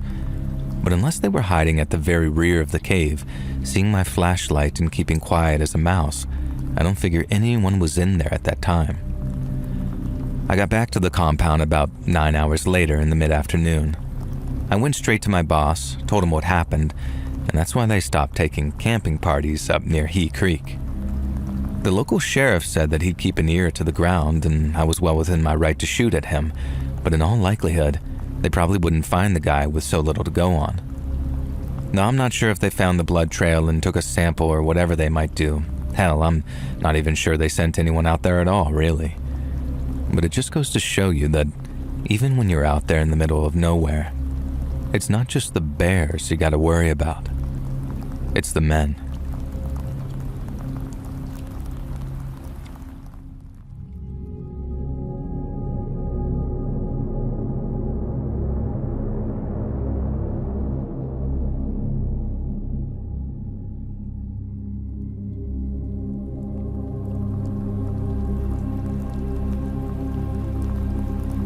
More than 20 years ago now, back when my son James was still in elementary school, we took a trip down to Bethesda, Maryland from New York so he could see his grandma. Now, it was kind of messed up from the start, I guess, because I had something come up at work on the Friday we planned to leave. And this meant that I couldn't get on the road until about 8:30 in the evening, meaning I wouldn't arrive in Bethesda till after midnight at the latest. Now, I called ahead to my mom and made sure that was all okay, and she wasn't happy at having less time with her grandson, but there really wasn't much that could be done.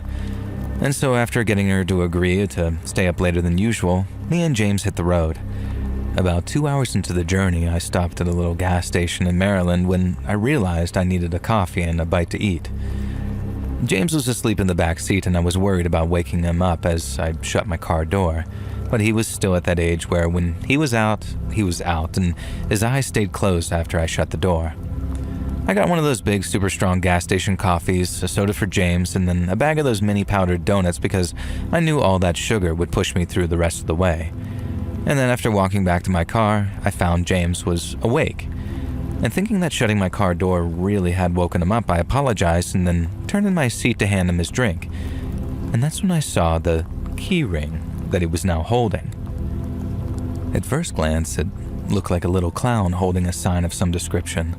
And I asked him what it was while taking a look at it and saw how the clown's little sign read, Flying Plow Circus.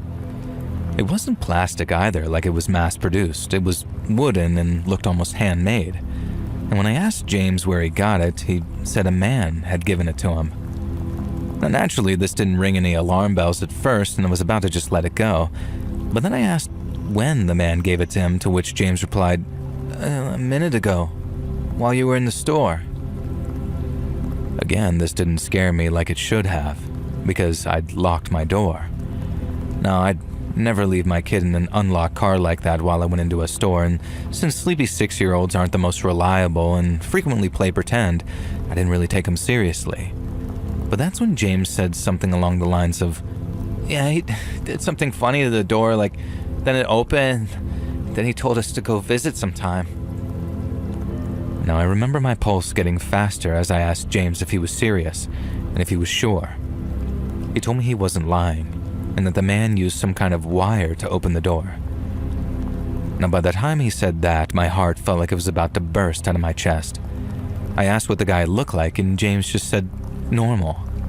And then as I got out of my car and looked around the parking lot, I don't think I'd ever been so close to a panic attack in my whole life.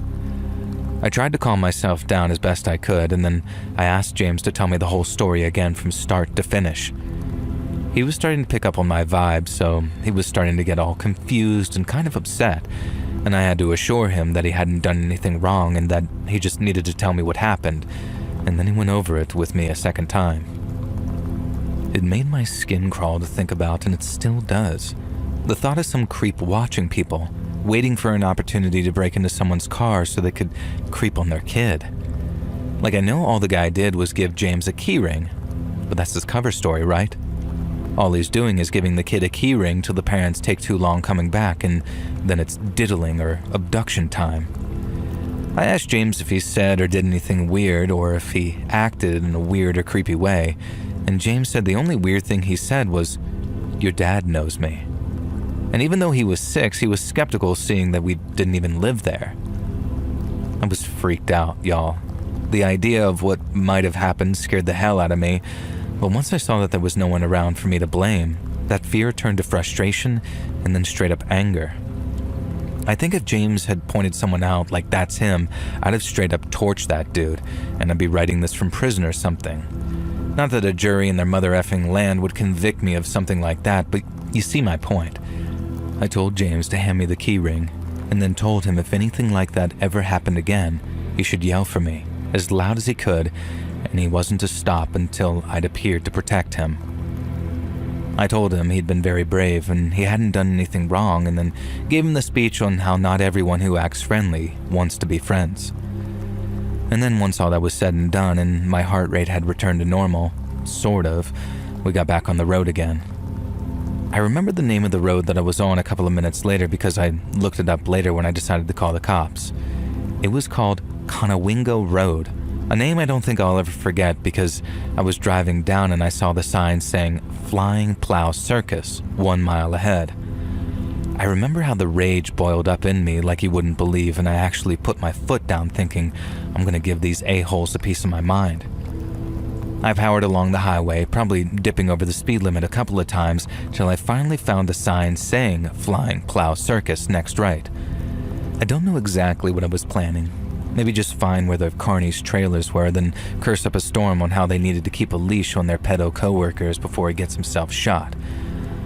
I wasn't dumb enough to start a fight with a whole bunch of random circus folk, and I wasn't about to let their buddy get away with what he did either. But then after making the turn and driving down this dark dirt road to where a circle of trailers were sat, I changed my mind completely. If I could describe that collection of trailers in 2 words, those 2 words would be horror and movie. And there was a fire in the middle of them and a bunch of people gathered around it. And then when they saw my car, I saw a couple of them turn to look at me. I couldn't make much out. They were just these dark shapes with the fire in the background, but that made them even creepier looking. I realized that it might not be a case of one rogue carny, and for all I know, the whole gang might have sent that one guy out looking for a kid to snatch and bring back to them. Now, I just kept on watching them, watching me for maybe half a minute more, and then after taking one look at James in the back, who by then had fallen back asleep, I thought, screw this, and then turned around and drove off. Now, before James was born, if something like that happened where someone made me mad enough to hunt them down, then yeah, maybe I'd have gotten my car and been dumb enough to get my ass kicked by a dozen pissed off carnival folk. But after he was born, it was like I had this safety software installed onto my brain where everything I did sparked the thought of, how is this going to end for me? There was no point trying to defend him from something I wouldn't survive confronting, because being a parent is literally all about living to fight another day. Life's not a game anymore for me. I have to do everything I can to protect my kid, and it's just scary as hell when you try and do all the right things and still end up with some creep breaking into your car. I called the cops from my mom's place that next day after telling her all about the man, the key ring, and all the signs from the Flying Plow Circus. They called me back basically saying that they'd been stonewalled and that no one admitted to slipping out from their camp after dark, not even for a second. And that's what confirmed it for me. If they were just a bunch of innocent, good-natured carnies just making their way in the world, then I doubt that they'd have stonewalled a pair of cops who came around asking about a kitty creeper. If there was some sketchy loner on my crew and I thought that they were up to no good, and I mean really up to no good, I'd want them gone. So the fact that they all sort of said, "I don't know what you're talking about, officers," and that made me think that they were in on it and they were just covering for their boy. On the journey back from my mom's and while driving in daylight, I slowed near that turn that I'd seen the trailers on but didn't see any signs for the Flying Plow Circus. Now, I'm guessing that they moved on after the visit from the cops, and after looking it up, I don't think the whole Flying Plow thing was their regular name. Flying Plow something, I can't remember if it was a road or a lane or whatever, was the name of the place that they set up on, so wherever they went, they'd probably put up some new signs and under a new name, and then on they'd go. I don't even know if they were running an actual circus. I saw plenty of trailers, but no big top.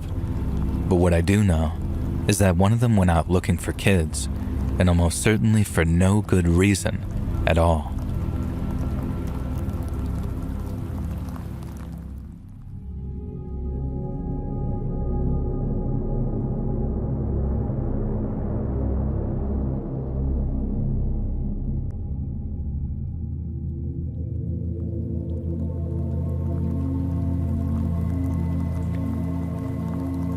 Almost 10 years ago now, way back in September of 2016, I drove all the way from LA to Phoenix to visit an old high school friend. Now, I was 31 and female, but still Hispanic and still small, and I drove out on a Friday and we spent all day Saturday together. And then, even though I planned to drive back home in the mid-afternoon on Sunday, I didn't end up leaving until about 9 p.m. at night. Now, I know I should have left earlier, and I know what I'm about to tell you is basically my own damned fault for not sticking to my plan. But even so, there are still nights sometimes, even all this time later, when I find myself waking up from nightmares with a cold sweat forming on my chest, having relived it all over again in my sleep. It was just after midnight when I rolled into Riverside County after passing over the Arizona state line. Now, a few people were still up in that area, so it wasn't completely dead, but after I passed the airport and the Mesa Verde complex, the 10 got super quiet again, and it seemed like there was no one but me out there for miles and miles. I was just trying to keep myself awake with some music and by blasting some cold air when suddenly, I noticed a pair of headlights in my rear view. Someone was coming up on me, and really fast too, and seeing how fast they were going, I honestly figured it was the police.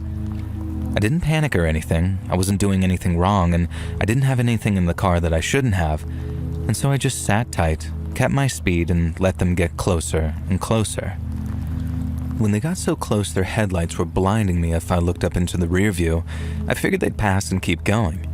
But they stayed put, right behind me in the same lane, and didn't budge for at least a couple of minutes. I'm trying to figure out if these guys really are cops, because it looked like they were driving in one of those big sliding door vans. Only this one was all blacked out, like even the windows looked like they were tinted. Now, there was nothing on it to say that they were police and no lights on the top either, so I started getting really nervous thinking, what the hell do these guys want with me?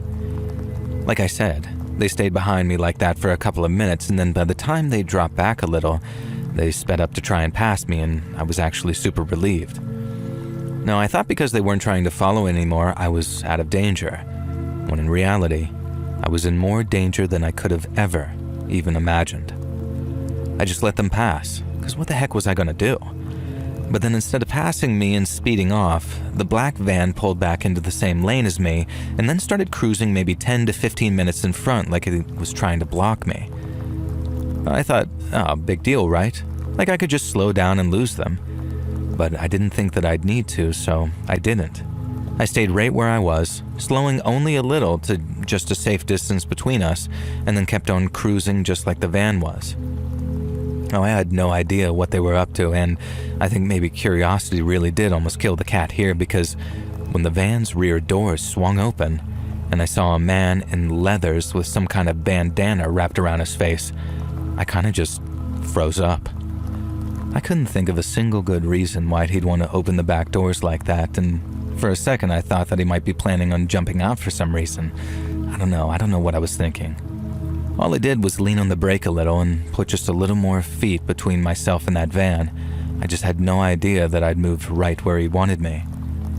I dropped back a little more, still wondering what the hell these guys were doing and why they didn't have any plates on the back of their van. I then watched as the man with the bandana around his mouth began to smile at me.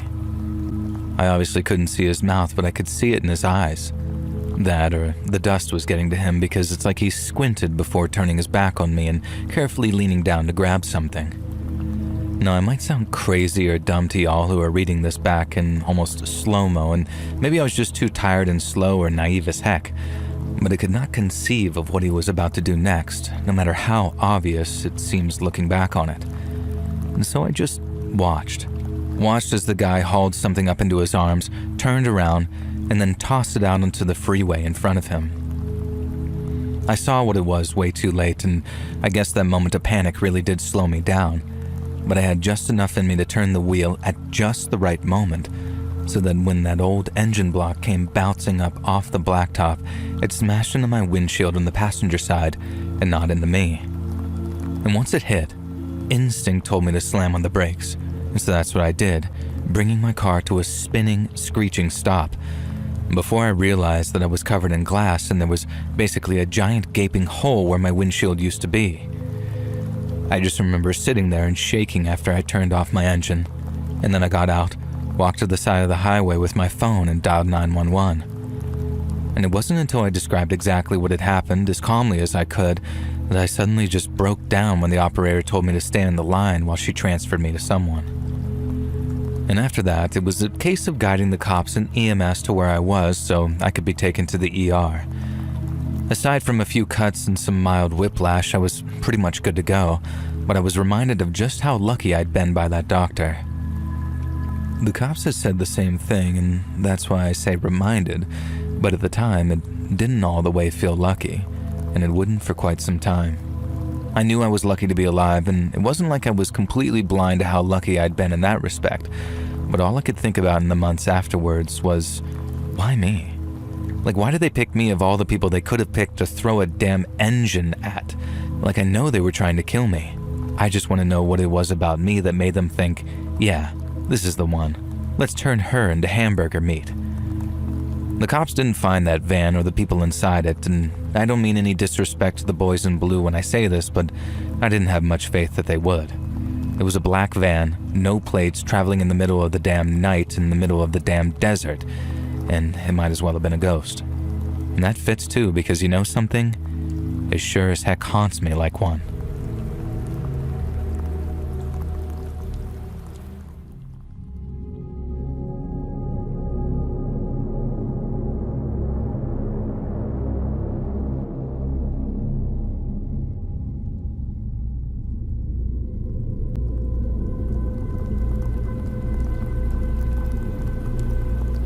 So I used to drive taxis in Liverpool back in the 80s. Now, it was great money for what it was, and so even though I only planned on doing it long enough to find a replacement for the job I'd lost, I ended up driving for almost 3 years before I finally gave up. A big appeal was that I could work when I wanted. If I had something that I needed doing in the daytime, be it something with the kids' school or whatever, I could just take a few hours off, take care of business, and then head out on the jobs again at night to make up the hours. And there was no doing that in a factory or down on the docks, not without getting your pay docked anyway.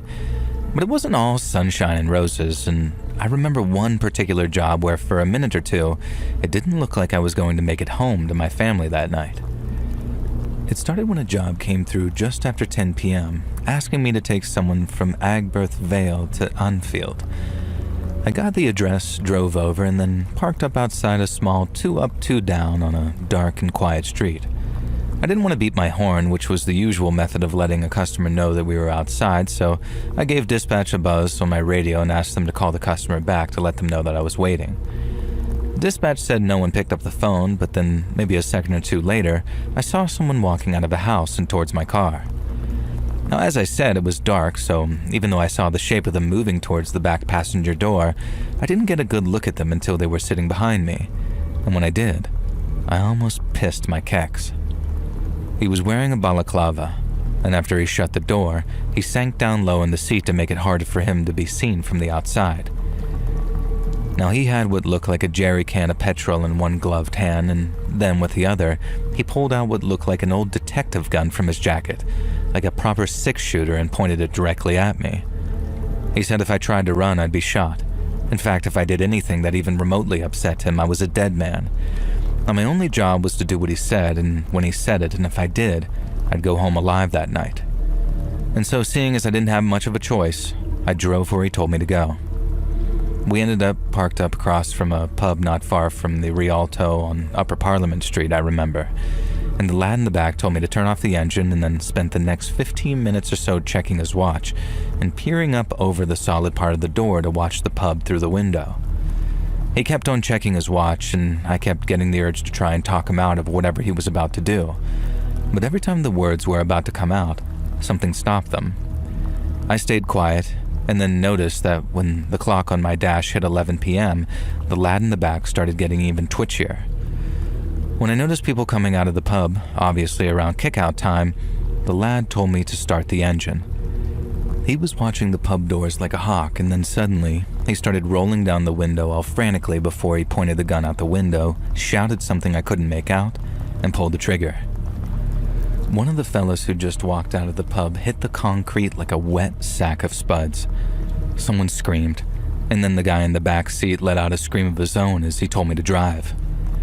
I obviously had to stay under the speed limit where possible, but it was tough with a gun pressed in the back of my head every so often, with its owner telling me that if I stopped for the police or took us down any dead ends, I'd be getting one to the back of the dome.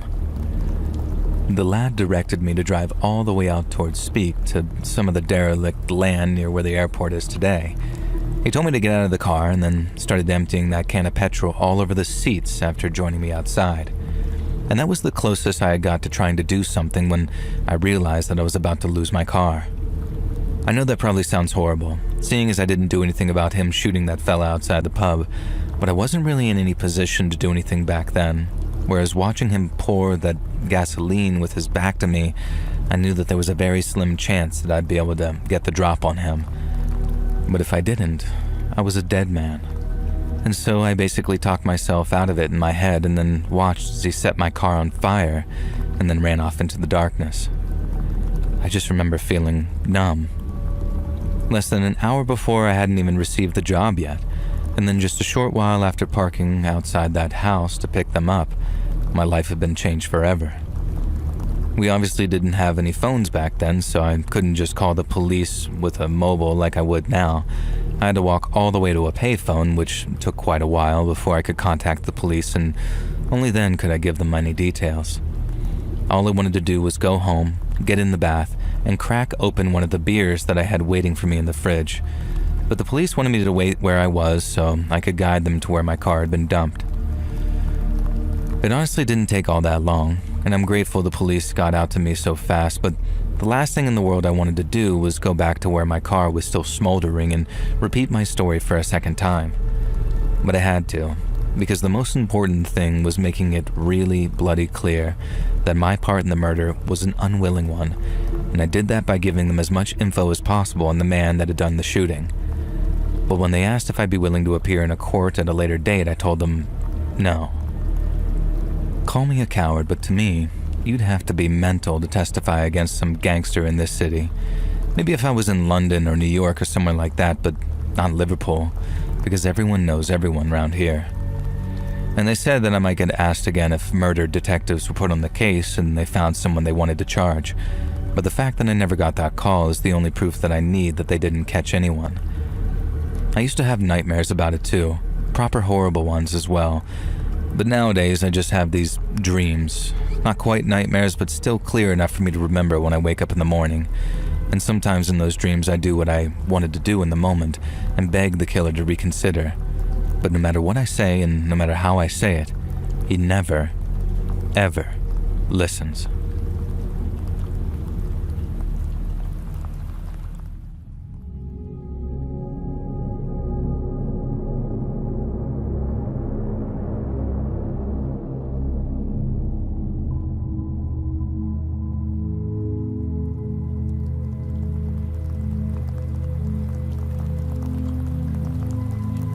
was raised in West Texas, a trailer park by a single mom, and the rest is summed up by a couple of lines from a Merle Haggard song. Dear old daddy, rest his soul, left my mom a heavy load.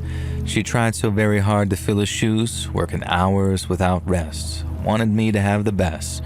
She tried to raise me right, but I refused. People said my daddy was wild, and I guess I sprung from that same bad seed. But while my buddies were picking poisons like dope or booze or women, I got hooked on something altogether different: adrenaline. I was a junkie for it ever since I stood up to my middle school bully.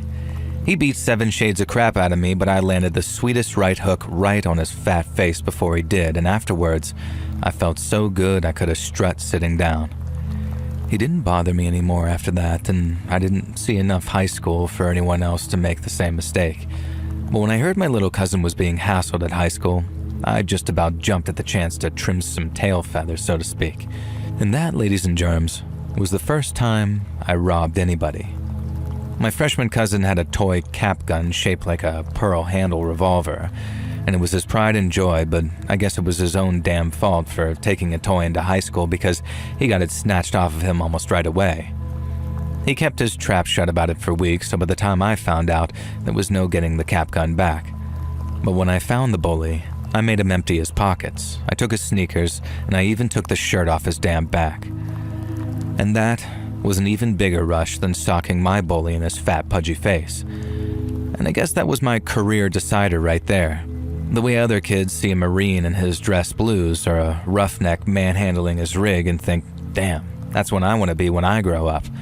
I robbed that kid and I thought, hell, I could get used to this. And I started off in earnest when I was 16, stealing cars and robbing houses so I wouldn't have to get a real job. And then by the time I started hanging out in bars and meeting the right people, I got involved in much more organized sorts of crime. I started robbing trucks with a guy who called himself TJ because all we had to do was wait to see which truckers picked up a lot lizard and then raid their cargo when the cab was shaking.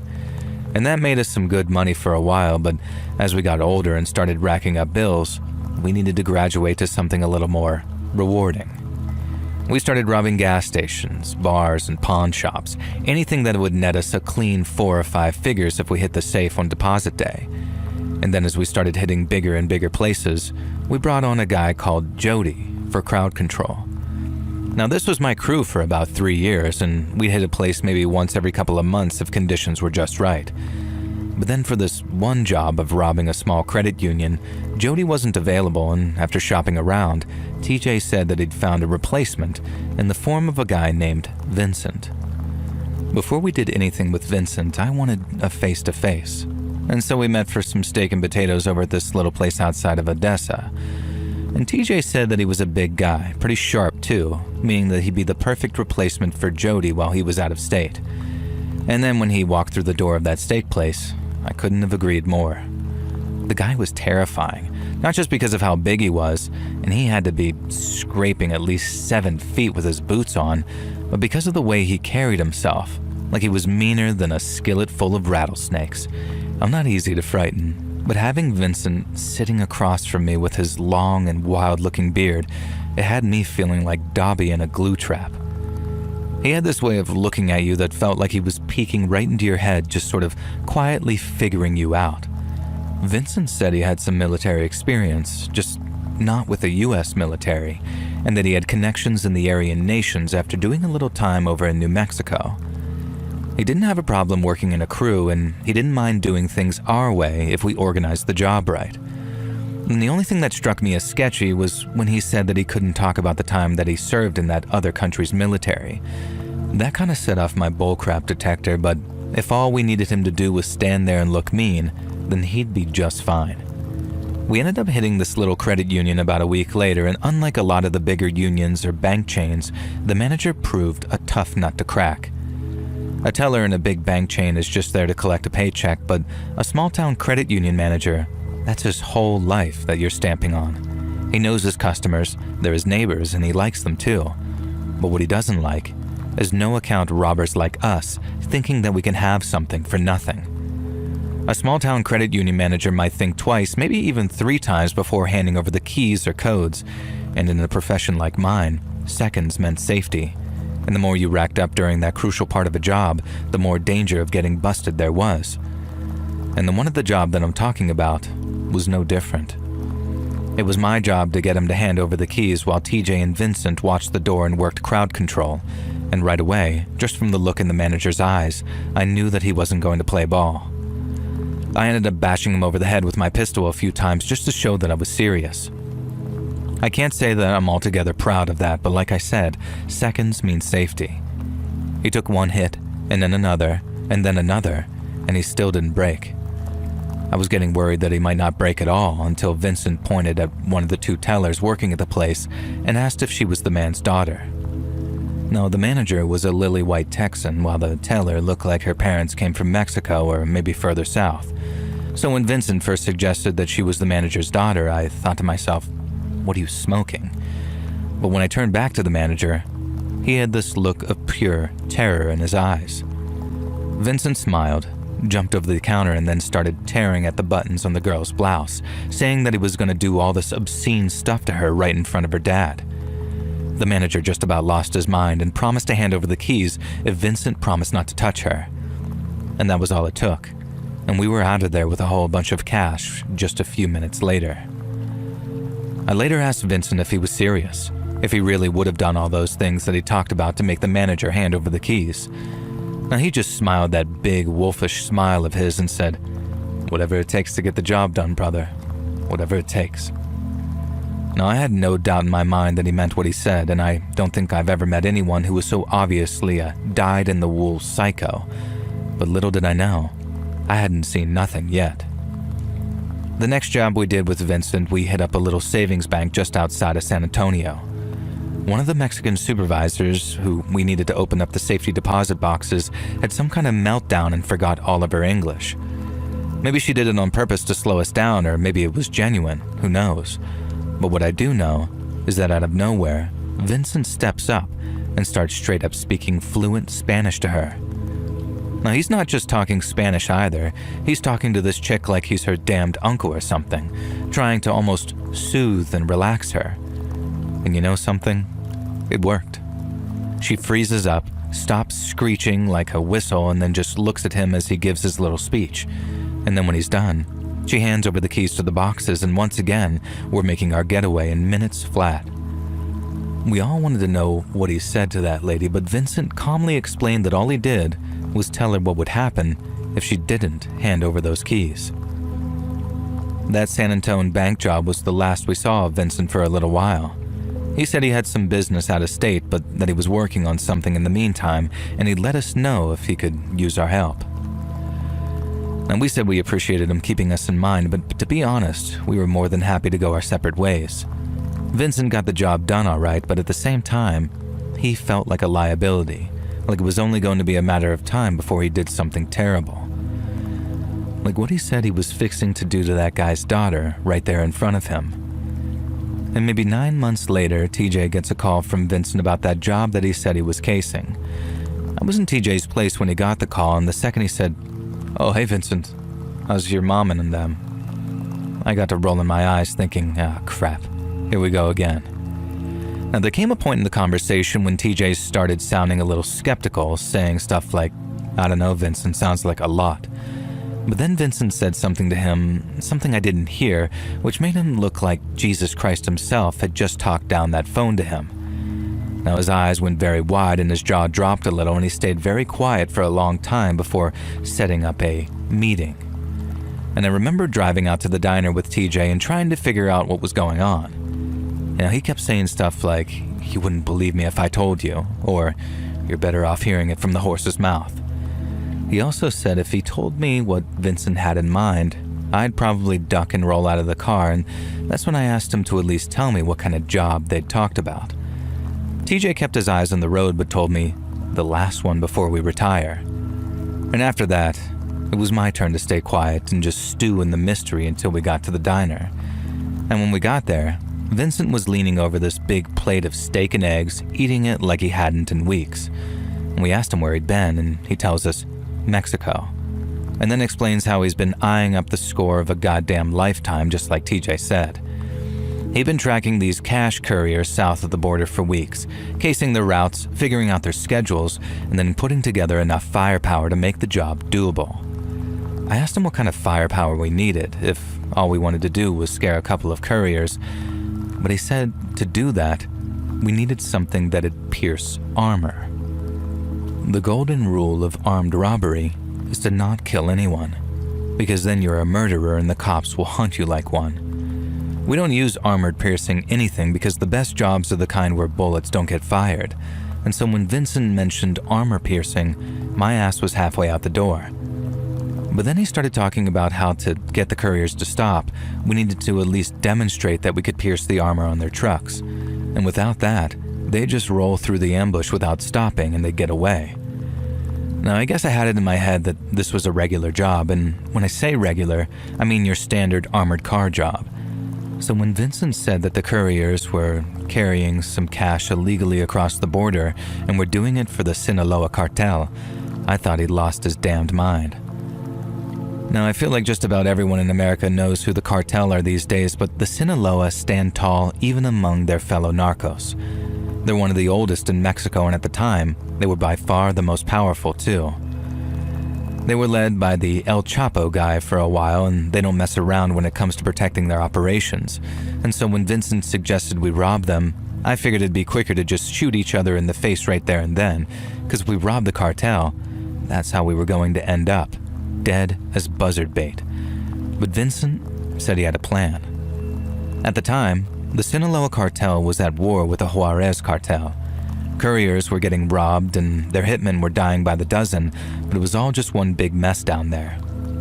But that meant, at least according to Vincent, that the Sinaloa wouldn't suspect a foursome of gringos to be responsible for robbing one of the couriers, at least not unless directed by their enemies in Juarez. And to him, it was foolproof, and if we did the job right, we could bring home enough laundered cash to retire on. We wouldn't have to worry about washing it. We wouldn't have to worry about anyone coming after us. All we'd have to do is figure out what kind of porch swing we wanted to sit our asses down on until we were old enough to die, and figure out which kind of beer we wanted to drink while we were doing it. I didn't realize how much I wanted out until I saw the crack in the door, and I guess it was the same for TJ and Jody too, because after thinking on it for all of 30 seconds, we decided to go for it. About a week later, we all met up with Vincent just before midnight for the long-ass drive down to the ambush site. Vincent's plan was relatively simple. At dawn, when the couriers approached our position in their two trucks, we'd pull up a heavy chain across the dirt road, kill their engines with our armored-piercing bullets, and then keep on shooting until any guards were dead and the drivers surrendered. When I asked him how he was so sure the drivers would just surrender, Vincent said that they were just that, drivers. They'd give themselves up once they realized that they were in trouble. Now, I started getting doubts because if those drivers lost all that cash, the cartel weren't going to just slap them on the back and say, better luck next time, hombre.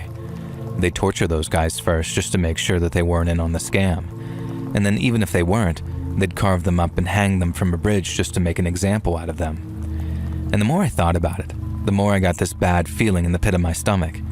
But even when that feeling got so intense I wanted to puke, I'd push it back down again and tell myself, get this right, and you're home free. No more jobs, no more Vincent, no more worrying about anything ever again. And it was that which kept my mouth shut during that drive across the border. It was still dark as we set up, tying the chain to a tree before covering it with a thin layer of dirt. We dug little holes too on a low rise near the road, with one a little closer than the others so whoever was in it could pull the chain up and block the couriers. And after that, it was just a case of waiting and watching and hoping those couriers didn't decide to rearrange their run at the last minute. Now, we waited hours, watching the sun get higher and higher and feeling the air get warmer.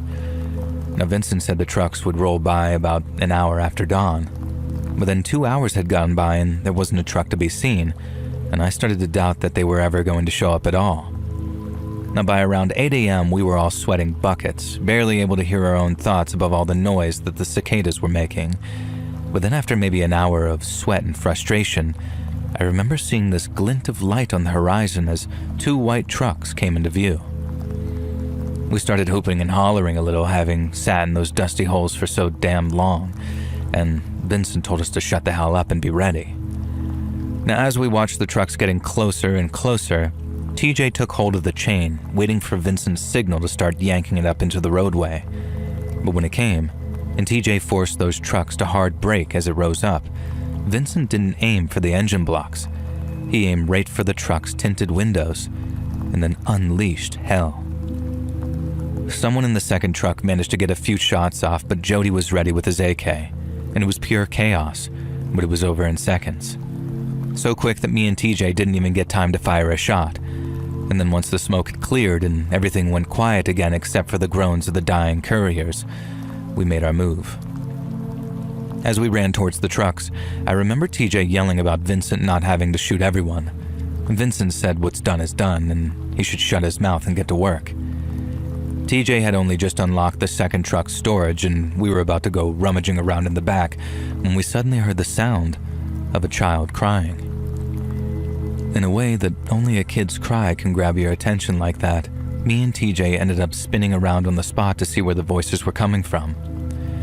I remember seeing Jody, wide-eyed, looking into the truck in front and then seeing Vincent open up one of the back doors and start speaking in Spanish.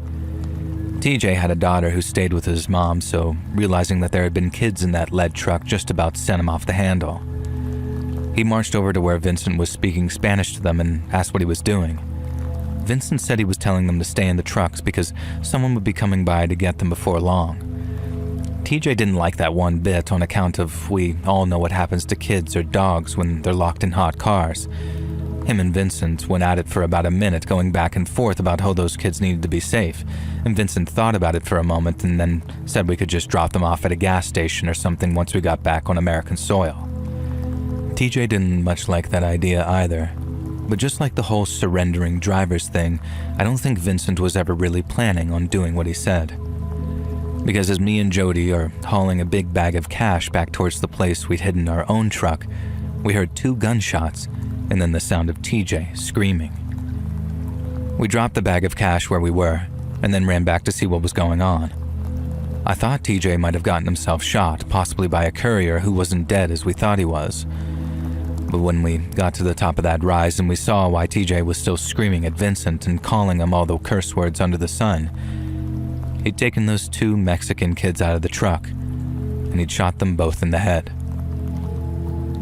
Vincent was probably a head and shoulder taller than TJ and almost twice as heavy too. But after what he did, shooting those 2 kids, TJ went at him like a monster.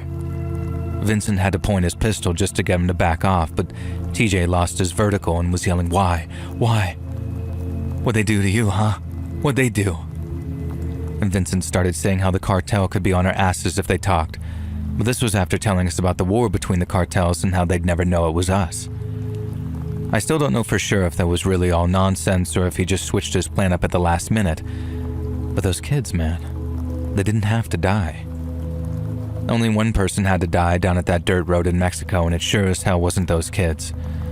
And when Vincent finished giving his little speech on how this was just too much money at stake to take any chances, he turned his back on TJ to go grab one of the bags. TJ then pulled his pistol and shot Vincent about 4 or 5 times in the back. And he hit the dirt, gasping for air. And then walked over to him. TJ put him down with 1 shot to the head. Me and Jody didn't freak out, not like we'd done when we saw those kids lying there with the dirt soaking up their brains. What TJ did felt natural, almost. No one questioned him. We just grabbed all the cash we could carry, loaded it into the truck, and then took off back towards the border. We didn't celebrate the money. We couldn't. Even when we got someplace safe and realized our shares tallied up to just under $1 million each, we were too exhausted to do anything but sit quietly with a few beers and wonder how the hell it all went so wrong. Those kids weren't like 12 or 13. They were small. Too small to even talk, I really think, and they wouldn't have been able to tell us 4 gringos apart from the boys in ZZ Top. So why'd Vincent kill them? I remember asking that question out loud, but TJ'd had enough. And after stomping out a cigarette, he told me it didn't matter, because that son of a bitch was dead. And then off he went to pack his share of the money. Now once we were all packed up and we agreed to lay low for a while, Jody went to stay with his parents in Oklahoma while TJ took an extended vacation in New Orleans. and I went to stay with a girl that I'd been seeing for what amounted to a very low-key retirement party. I didn't tell her about Vincent or the kids, I just said I was done. Now, she'd always wanted me to walk the line and get a real job, so the news was music to my ears. And she told me to stay as long as I needed, and then maybe 3 weeks later, TJ showed up again driving a new Dodge. No, it wasn't new, but we couldn't exactly go driving around in the same truck we used for the robbery, so it was a practical purchase. We went for a drive and caught up on things, and then TJ asked if I wanted to go get a burger or something later. I said sure, and we arranged for me to stop by his place around 7. Now, it felt like we were starting fresh. We wouldn't have to look over our shoulder anymore. Work wasn't a topic of conversation we'd ever really have to touch on again, and we'd had more money than we could ever spend without pissing it away. It felt like we could just stop surviving and start living, and it was strange to find myself grinning like a mule eating cockleburrs over nothing but a burger with an old buddy. He dropped me back off at my place, and then after a few hours of chilling with my girl, I drove over to TJ's place and knocked on the door. And that Dodge was parked in the driveway, but when I knocked on his door, there was no answer. It was almost exactly 7, and he wasn't the kind of guy to flake on plans like that, and so assuming he was probably just running late and was in the shower or something, I walked around to the yard and tried the back door. TJ never locked his back door, ever. He always left it open in case we needed a place to crash, and he also wasn't keeping his share of the money there either, so right away I knew something was off. I'd crashed there a bunch before, so I knew that there was a way to jimmy open a window or the first floor, but after getting it open and climbing inside, I felt my stomach drop. And that old cliche about the smell of blood, how it sort of hangs in the air, very heavy in places where a lot of it's been spilled, it's as true as steel, especially on a warm Texas evening. And the smell of blood in TJ's house was so strong I felt the shiver run up my spine as I realized something really, really bad had gone down. And as I ran through the house, I started yelling out his name and asking where he was. I found him in the upstairs bathroom, curled up in the tub, and he wasn't just dead. It looked like someone had tried to take him apart. I didn't look for long. I couldn't. But from what little I saw, he had his fingers missing, part of his face was gone, and someone had carved off a big patch of skin away from his side, so much so that I could see a couple of his ribs peeking through. That's the snapshot I can't ever get out of my head, even though I must have looked for no more than a second. I didn't stay long. I just slipped out the way I came in, ran back to my truck, and drove straight over to Jody's place to tell him what I'd found. Someone had come looking for us. We knew that much, and we agreed the best thing to do in the meantime was hide out someplace. Jody said he could find us a place in Oklahoma, somewhere real quiet and out of the way, but we still needed to square some stuff away at home first. We needed to get the money, and we warned folks who needed warning. Then, we could meet at a motel just outside of town and drive to Oklahoma from there. Now, it sounded like a smart enough plan. Have a base of operations just outside of town for a few hours, and then be gone by the evening. But after driving all over town and making sure my girl got herself to her mom's, I arrived at the motel to feel my stomach drop a second time. There were cops outside the room Jody said he'd be in, and police tape across the open door. There were EMTs too, and I didn't see them walking around, but their ambulance was there, and it was all I needed to see to know that they'd gotten Jody too. I left town right away, tail between my legs, but with the money sitting in the trunk of my car. I planned on going back. I still got family down in Texas, but once I got to Oklahoma and found a motel, I saw a news report on TV. It was about Jody, but it wasn't just hearing about his murder that scared me so bad. It was the description a witness had given the police, which became the basis for their person of interest appeal. But it was that which made me feel like the devil himself was standing right there next to me, laughing his ass off at a joke I didn't get. Because when the newscaster read out the man's description, being that of a tall, stocky man with long hair and a wild-looking beard, it sounded almost exactly like Vincent. Someone matching that description had been seen in the motel's parking lot acting strange. Then around the same time as the murders, the same person was said to have hopped in a truck and driven away from the scene at some very serious speed. But then, Vincent wasn't the only guy in Texas to have a long-ass beard and a ponytail, so that all could have been a coincidence, right? But then what are the chances of the same person sporting an oversized hat and a bunch of bandages around his head? I had never been so freaked out in my whole life, and I'd never been in a situation where I actually considered pinching myself because I was half convinced that I'd wake up to discover that the whole thing was just some horrible nightmare. But it wasn't a dream. It was real, and I found myself faced with a very real possibility that Vincent had somehow survived TJ's attempt to kill him and had come to get his revenge. Looking back on it, I realized that it was much more likely to be the cartel and that somehow they figured out a way to track us down. But just the thought of some half-dead Vincent walking around looking like he'd crawled out of a grave, it sent shivers up my spine even all these years later. I live someplace else now, just about as far from Texas as it's possible to get without having to learn another language. So let's just say that whatever people speak here, as sure as hell, ain't Spanish.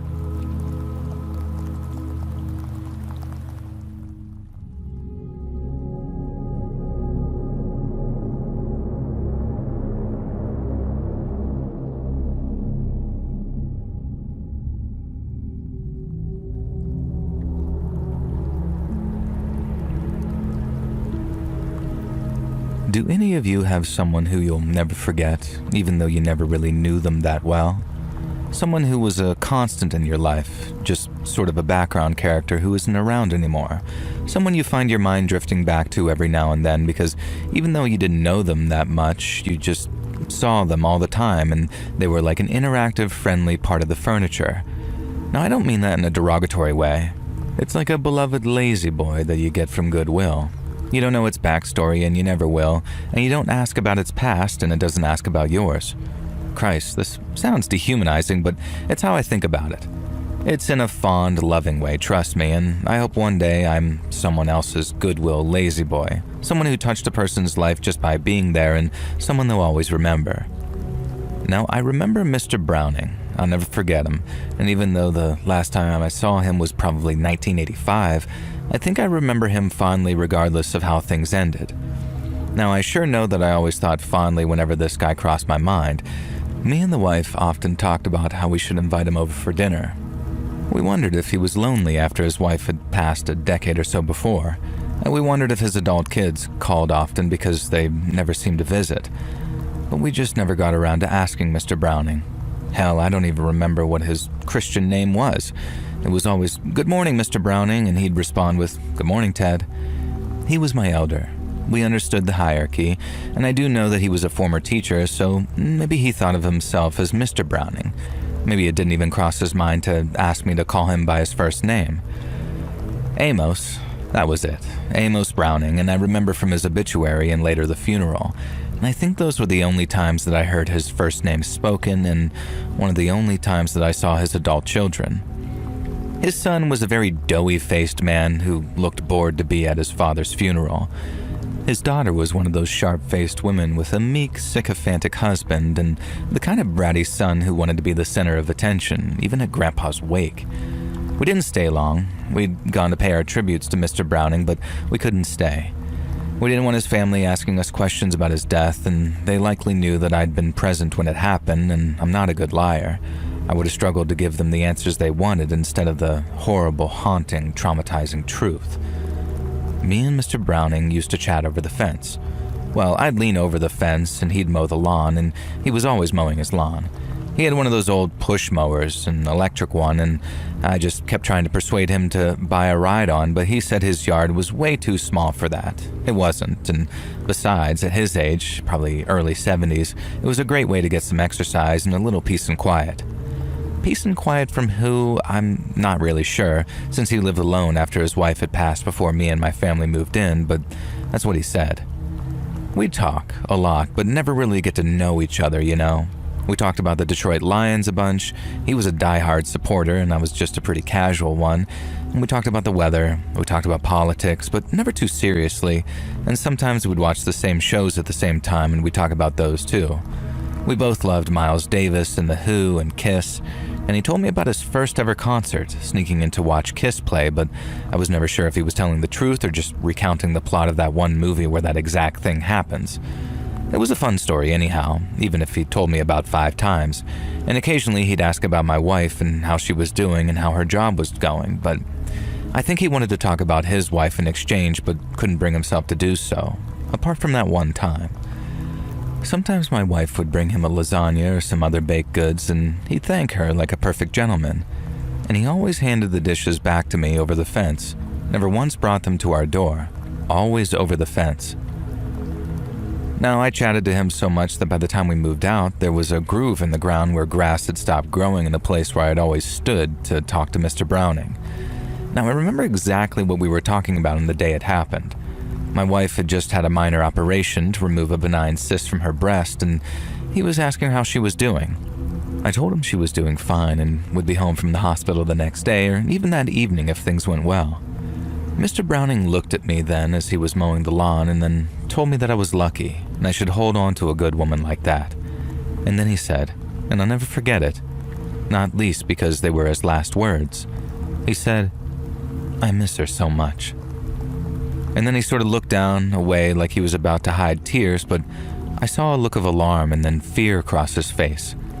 Maybe I'm just imagining, but I swear that I saw him try and stop the forward motion of the mower as he pushed forward. I'm not sure how it happened. He was always so careful, running the electrical extension cable around the edge of the lawn, making sure that he was mowing nowhere near it, being careful like it was muscle memory. But I heard the crunch and whir of the motor running over the electrical socket and the cable. I don't know how or why, but there was no grounding. The mower's rubber handles just sort of weren't there anymore, and the live electrical cables got tangled into the motor blades, mangling and electrifying the mower as Mr. Browning held onto it. And hold onto it he did. I watched in abject frozen horror as his body began to convulse, as smoke rose up from his hands where he was gripping the metal handle. I could smell the cooking flesh and electrical burn. I watched as the grass around him singed and blackened, and I knew I had to knock him away from the mower but couldn't touch him myself. I searched for something, anything that I could safely use to shove him off the mower. My eyes settled on my old wooden baseball bat, but by the time I'd hauled myself over that fence, I knew it was too late. Mr. Browning had collapsed to the ground, finally letting go of the lawnmower, and I knew that there was no saving him, so I ran over to the outlet and switched off the electricity. Then I went back over to my neighbor, my friend who I knew so little about, and he was blackened and charred. His face was horrific. His eyeballs had somehow survived the electrocution, and they stared white and frozen out of a face that looked like it had been sucked clean from the inside. One detail I remember, one grim detail, is how his mouth was open and how I realized that he had false teeth because they had fallen down into his throat. I ran into his house and called 911, and the rest was a blur of paramedics and police and being questioned. And at first, when his daughter got there, she seemed to somehow blame me for her father's death, as if she'd ever given a crap about him in life. He may not have opened up to me, but Mr. Browning certainly made it clear that his kids did not play a big part in his life. And so fast forward to the funeral, the son gave a eulogy, and it was like he barely knew his father any better than I did. It made me so sad and devastated that this man who seemed like nothing but a nice, amicable gentleman could have been so forgotten and discarded, except for the neighbor who gave him some friendly, superficial banter over the fence. The same neighbor who was forced to watch him die. I swore then that when I had a kid, I would do everything I could to make sure that they wanted me in their life forever. And as it turned out, my wife was unknowingly pregnant at the time of that funeral. We had a son and then later 2 daughters, and they were the loves of my life. They're all grown themselves now with families of their own, and my wife and I are grandparents, and we make sure to keep our family close. Regular meals together, Christmas and Thanksgiving being particularly huge affairs. Now, maybe Mr. Browning hadn't been a great father. It's not for me to judge his kids for distancing themselves from him. I don't judge them for their relationship with their father. It just sort of makes me sad. But before the sadness came the trauma. We bought our home with the intention of starting a family there, but every time I so much as stepped foot in the backyard, I was met with flashbacks of Mr. Browning cooking alive. I could smell that electric burn and see those bulging dead eyes. We made a loss selling, but we moved, and my son was born in a smaller house, but it was one filled with love and closeness.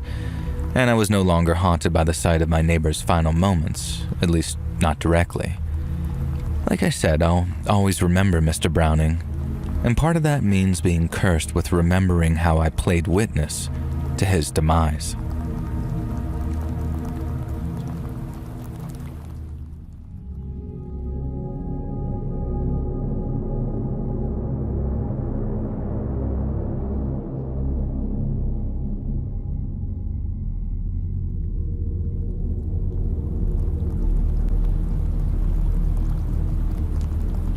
I've been a home renovations contractor here in the great state of Texas for coming up on 35 years now.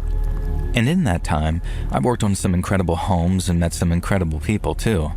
But I've also worked one or two jobs that have come to haunt me, and this is the story of one such job. In March of 1994, I got a call from a guy who'd just purchased a falling down home near Laredo Ranchettes, about 6 miles outside of Laredo. He said I'd need to stabilize the foundations, shore up the framing, and swap out any rotting beams or walls to align with state building codes. The roof needed reshingling, all the doors and windows would need resealing, and the whole place needed a massive utilities overhaul, including an HVAC replacement. Inside, I'd need to insulate the walls and attic, refinish the wooden floors, make sure all the bathroom fixtures were in good working order, and all after securing the right permits from the county courthouse. And all in all, it was looking like a 3 to 6 month job that had set the owner back between $50,000 and $100,000 or possibly more. And so as you can imagine, I accepted the contract pretty much there and then and signed it after 2 quick read-throughs to make sure everything was up to code. Now, I drove out to the place on a Monday morning, having signed the contract and received the keys on the Friday before. It was a big job, so I was pretty excited to get started, but when I arrived, I found out that my key didn't work. Now, I think I just rolled my eyes, then took out my phone to give him a call, but since it was pretty early in the morning, I was neither surprised nor annoyed when he didn't answer. I left a message on his voicemail asking him to call me back because he'd given me the wrong key. I wasn't rude about it, I just said it like it was, and how I'd appreciate if he could get me the real key as soon as humanly possible. Now, being there wasn't a complete waste of time because I could still survey the building's exterior and get a real feel for what I was dealing with. So for about the next half hour or so, that's what I did. Right up until a black SUV came tearing up the road behind me, and a guy dressed in a security uniform got out of it. He asked if I had permission to be on the land, so I explained who I was and why I was there. Now, once I explained I was the contractor, he softened up a little, but went on to explain how I couldn't be there just yet because the safety inspectors hadn't been around yet. Now, I thought I was doing the safety evaluation, but he went back to his truck to grab the paperwork for me. And then, since it all looked legitimate, with the name of the owner on there and everything, I got back in my truck and drove back into town. Now, I was having lunch by the time the client called me back, and while I figured it'd be a simple case of getting me the right key, it was anything but. He sounded annoyed when I picked up the phone and insisted that he had indeed given me the correct key. Now, I very calmly assured him that wasn't the case, but it was easily rectified, especially since he had a whole week before the safety inspectors could finish their work. Now, the client immediately says, "What safety inspectors?" And so I explained the whole encounter with a security guard that he hired. And once again, the client immediately responded with, "What security guard?" And this was when I realized something weird was going on. I told the client as much and how from experience there was probably some kind of illegal activity occurring in his vacant property. He sighed, then asked if I could meet him out at the house the following morning with a locksmith and a sheriff's deputy. The next morning, I did the same thing as the first and arrived at the vacant house around 8 a.m. And then over the next 10 to 20 minutes, the client, the locksmith, and the deputy rolled up one by one. The client goes over the situation with the deputy and the locksmith, just making sure that they're up to speed about what he might be facing inside. Then, once that was all out of the way, the locksmith got the door open and the deputy let us inside. And the first thing that struck me was how clean the place was. It was still run down and I could see a bunch of junk and old dusty furniture in one of the rooms, but the hallway looked like it had been swept meticulously, as did one of 4 rooms on the ground floor. But when the deputy walked into that room, he saw something that had him calling it in on his radio just a few seconds later. It was a chair, a metal one, and it looked like it had been bolted to the floor. It wasn't alone either. There was a bunch of chains piled up in one corner, and the deputy mentioned that too when he made his dispatch call. It was obvious that something bad had been happening there. Something really bad by the looks of things. We just didn't understand the extent of it, not until we got upstairs and saw what had been done to the shower cubicle. Now, the bathtub was in one corner, and the shower was in the other, and much like the hallway in the room downstairs, it looked like someone had taken a great amount of care in cleaning the place down. But that's not what stopped me in my tracks. What had my mouth open in shock and horror was the fact that someone had reinforced the shower cubicle with concrete slabs, and these concrete slabs looked like they had bullet holes in them. Not all the way through bullet holes, but almost like damage where bullets had hit the concrete. And as soon as he saw that, the deputy told us that we better go back outside because the place was almost certainly now some kind of crime scene. We just did as he asked and walked back outside in silence, and with this chill in the air despite that Texas heat. We knew we'd just been someplace where folks had been hurt and then killed, and there was no telling just how many folks that had happened to either. And it all made sense why the place was so clean too, at least the rooms people were using for their business there, and why they'd most likely been scrubbed down during the previous 24 hours following my first visit to the place. Now there was a real sense of they were just here, which only added to how damned creepy it all was, and I'll never forget the look on that deputy's face either, like he'd never seen anything like that before. The poor guy figured he was going to chase out some squatters and ended up walking around a freaking torture and execution chamber. And as you can probably guess, renovations were delayed until the cops could comb the house over for any evidence. But they didn't find a lick of it inside those four walls, and they didn't find anything around the property either, especially digging the place up so much that it looked like the surface of the moon. Just craters everywhere. I obviously wasn't told crap by the cops, I was just the contractor. But when it came time for the job to start back up again, the client filled me in on what they told him. And like I said, the cops didn't find anything. But based on how clean the place was in relation to how run down the home was, it was likely the house had been occupied during my first visit. And when I tried to unlock the door, there had been torturers and murderers inside, and maybe even victims too. And that gave me a whole second helping of all that creepy, they were just here feeling. Only as you can imagine, it was way worse that time thinking that I'd been so close to such terrible evil and it had been quietly lurking inside, while I'd been completely none the wiser.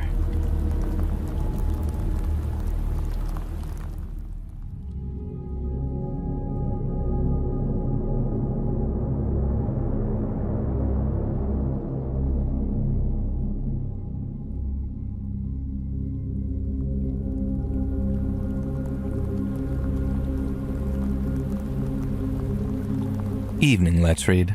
I'm a normal, regular-ass guy with a wife and kid. I lead a quiet life, I work in a bank, and I'm the last person to get involved in drama or scary situations or anything that you might want to hear about on your channel. At least, that's how I've always wanted to live my life anyway. Sometimes you don't have a choice, and that lack of choice doesn't come from your own actions, but from those around you. In my case, it was a house. And even before all of this happened, we used to call it the Nightmare House. We, being me and the other neighbors who were mostly friends, we do safari suppers, quiz nights at the local bar, all sorts of stuff like that. And apart from a handful of residents who had good reason, everyone got involved, and it was a nice, friendly community. And then there was the house next door to mine. The owner never joined us for events or hung out, and he never attended street parties or barbecues or singing carols during Christmas. Not because he was antisocial, but because we'd never once even met him. He'd never lived in the house, not since any of us could remember. Old Mr. Peterson said he could vaguely remember the owner from when he'd first bought the property a few decades back, but since then, nothing. And for whatever reason, this guy had bought the house and then just screwed off to South Africa or some such place and just left the property to gradually fall into ruin. And there must have been a caretaker at some point because ever since any of us could remember, all the windows were boarded up and the doors were sealed with planks, but beyond that, it was clear that nobody cared for the property. The yards front and back were both overgrown and almost jungle-like, and the neighbors sometimes considered trying to maintain the outside a little, but good God. We all had our own lives and properties, and it wasn't like we were some uptight homeowners association. It was just kind of annoying to have this eyesore right in the middle of our normal suburban neighborhood. We kind of joked around about the owner, like he was a vampire who lived in the basement and the abandonment was some ruse or gallows humor and he died years ago and nobody noticed. And this joke kind of weighed on us, and one of the neighbors contacted the district for, I don't know, some kind of international wellness check. Now, we were assured that the owner was perfectly fine and living abroad and had every right to leave his property the way it was, as long as it wasn't in danger of collapsing or causing a safety hazard.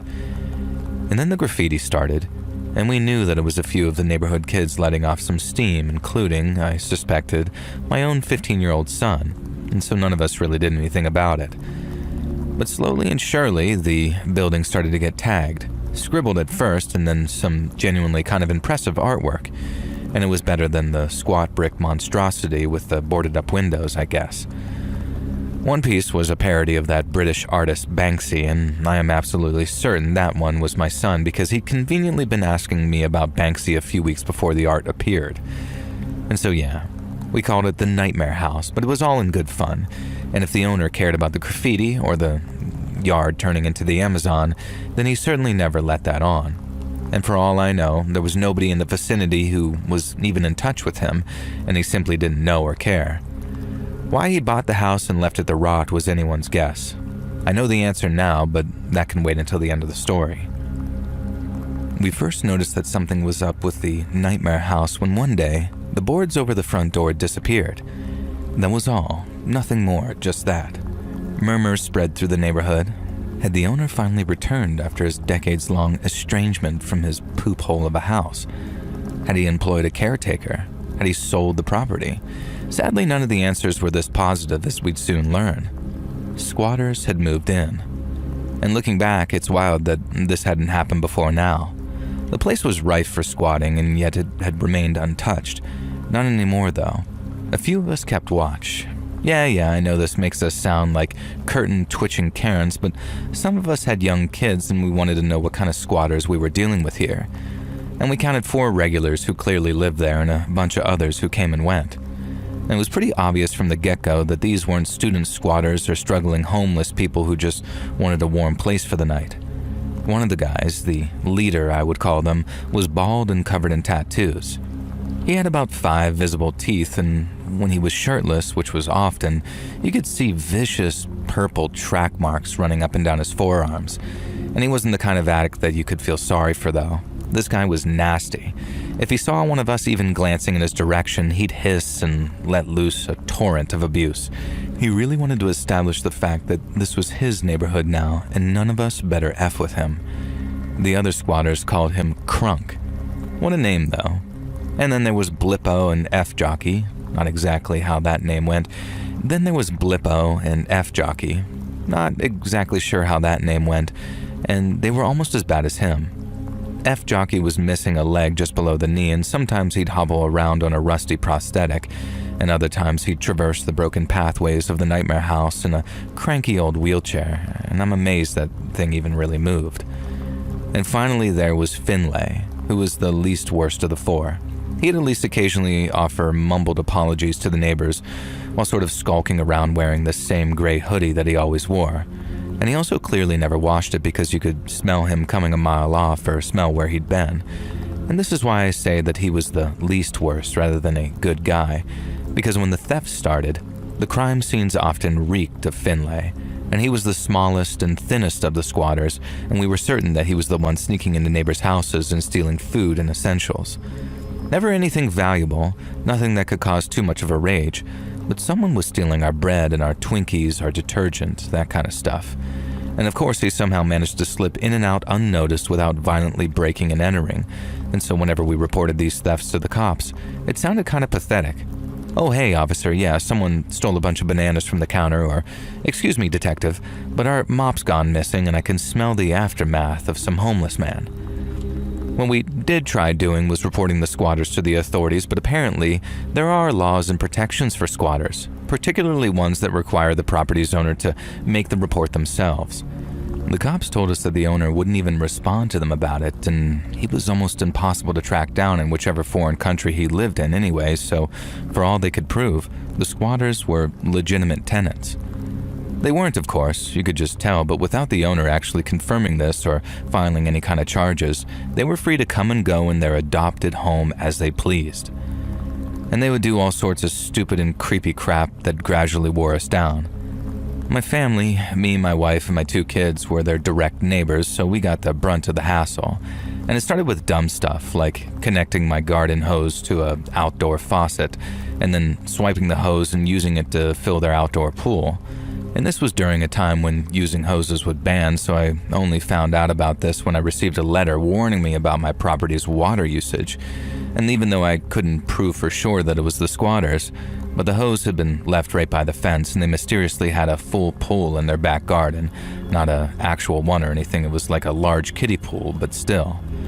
Now one time I did catch them. They'd connected an extension cord to our outdoor electricity outlet and snaked it over the fence to plug in what appeared to be an in-progress stereo stack system like you'd find in the 80s. And it seemed like they were building some kind of outdoor sound system under a makeshift gazebo they'd erected.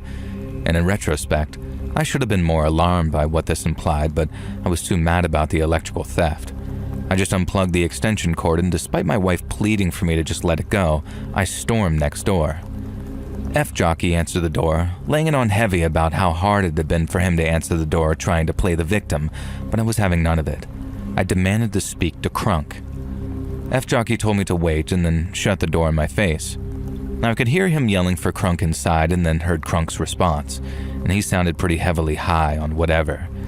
And when he eventually came to the door, his eyes were bloodshot and he still had a rubber strap tied around his upper arm. To his credit, it was the first time that he'd ever been polite and amicable. He apologized very sincerely for stealing my electricity, but told me that he thought that I wouldn't mind because I seemed like such a nice, generous guy who clearly cared for his neighbors. And then he started going on about how we were all children of Gaia and how electricity was a tool of the man, and if we didn't share it and spread it around, then we were just doing what they wanted. It was nonsense, but the way he spoke and the cadence of his voice, there was something hypnotic about it.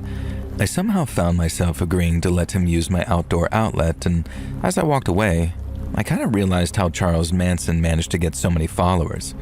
Some people just have something about them, no matter how obnoxious and vile they seem to be, and Crunk was clearly one of these people. The more I thought about it, the more dangerous I realized he could potentially be. I knew that we either had to drive those squatters out or somehow integrate them into the community. At our next hangout with the neighborhood guys, we decided that we'd try the latter. We'd invite them to our next cookout and try and make them feel welcome. Maybe they could help. And I was the one hosting the neighborhood cookouts, so they could just hop the fence and join us for burgers and beers. I didn't have the opportunity to invite them to the cookout, though, as the next day, I went to get the barbecue grill set up for the summer and give it the usual routine maintenance and a good clean. And to my surprise, the space it usually occupied on my back porch was just empty. It wasn't a tiny barbecue grill either. It was a good 4 feet wide, a decently expensive piece of kit. How they got it over the fence and into the Nightmare House's yard is beyond me even now.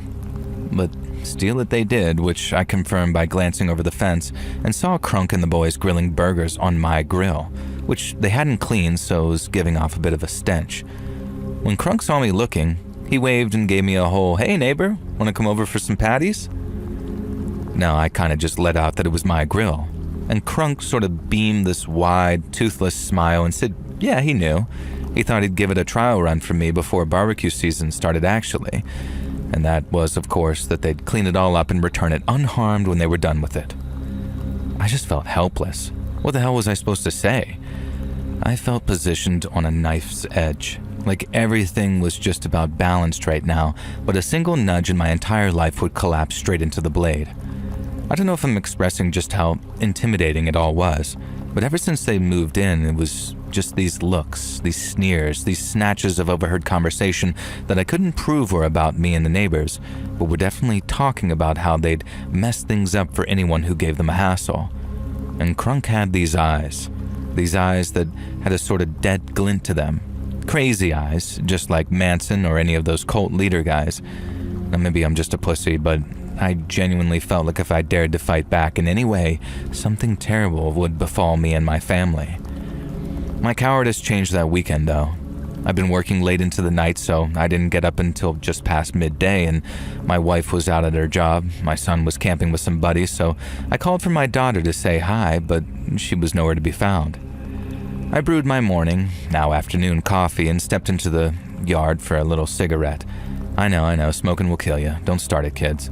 Anyways, I could smell cooking meats and the pungent smell of my uncleaned grill, and I could hear music playing on the stereo system that the squatters had set up using my electricity. And I could hear voices. Crunk, F-Jockey, Blippo, Finlay, a couple of unfamiliar male voices, a few female voices, and then a very familiar voice sounding kind of unsure and nervous. It was my daughter. My now 16-year-old daughter somehow next door with these filthy squatters. And feeling like a kind of weirdo but not wanting to look like one, I looked over the fence. And there she was, in that weird kiddie pool that they'd filled using my hose. She was wearing a bikini, one that I'd had no idea she even owned, because if I had, I would have had severe words for her about wearing it out, considering it barely covered anything and she was 16 for Christ's sakes.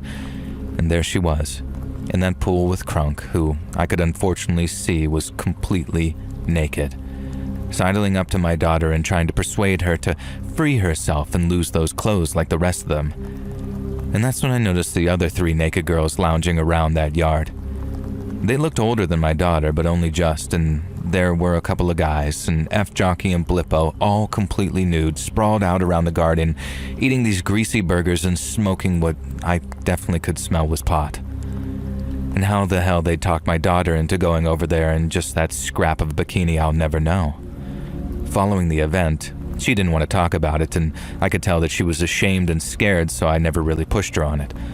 All I know is that she implied that Crunk was incredibly persuasive, in exactly the way that I'd considered when I compared him to Charles Manson. A red mist overtook me. I grabbed the first weapon I had, a shovel, and managed to pull myself over the 6-foot-high fence and leap into the squatter's garden. With a blow that impressed even myself, I punctured that kiddie pool with a shovel and then pressed it up against Crunk's throat before anyone had a chance to react. I saw Blippo, the biggest of the guys, start to stand up, and I told him that if he moved a muscle, his buddy would be missing a head. And all the while, I noticed Finlay standing in the corner of the yard kind of shaking, looking like he was going through H withdrawals. Jesus Christ, what a life these people led. And Crunk raised his hands and started on about how I was freaking out over nothing, that I was being a controlling father, that my daughter was an adult in her own person and could do what she wanted. Now at this point I was shaking with rage and struggling not to deprive my kids of a father by committing first-degree murder. I told Crunk through these gritted teeth that my daughter was in fact not an adult and was a 16-year-old child. Meanwhile, my daughter was crying and begging me to forgive her, saying that she was sorry, begging me not to think less of her, things like that. It broke my heart, and I told her that I didn't judge her at all, but I couldn't look at her in the moment. Not that I wouldn't, but I was just too hesitant to take my eyes off of Crunk. I told my daughter to get out of the now deflated kiddie pool, grab a towel, and head back to our house now. Crunk had the absolute gall to moan that it was his towel and we couldn't steal it, and I responded by pressing the shovel, brand new and unblunted by lack of use, right against his stupid throat. And I think he knew I was serious. And then when I was sure that my daughter had left the backyard, I said, "I'm gonna go now." And I slowly backed away. As I was leaving, I left them with one final warning. I suggested that they find a new place to squat because my patience was at an end and I wouldn't be so forgiving next time. I said a bunch of other stuff too, like if they ever came near my daughter again it would be the end of them and that they were no longer going to steal my crap, that kind of thing. And I swear to God, Crunk just smiled at me and said, "May the Lord bless and watch over you." And I remember shivering as I left their back gate and followed my daughter back to our house. For some reason, I didn't think that the Lord which Crunk referred to was the same Lord I worshipped in church most Sundays. and the squatters didn't move out. We had a neighborhood meeting in which we discussed potential ideas of getting rid of them. None of them were any good. They either involved violence or had no chance of working, and we all left feeling very dejected. But then a mysterious stranger solved the problem for us. One evening, all the squatters were out doing God knows what people like that do, and, at least from what I overheard them suspecting, a drug dealer they'd pissed off sent his goons around and firebombed that house with a couple of Molotov cocktails, or something. And the goons somehow got in through the backyard, hurled those cocktails through the back windows, which the squatters had removed the boards from sometime previously. By the time the fire department put the blaze out, the house was a charred husk. Nobody would be living there anytime soon, and no security camera captured footage of the culprits. No arrests were made, and no evidence was found. The squatters moved on, and the neighbors all celebrated their departure despite the scare of the fire.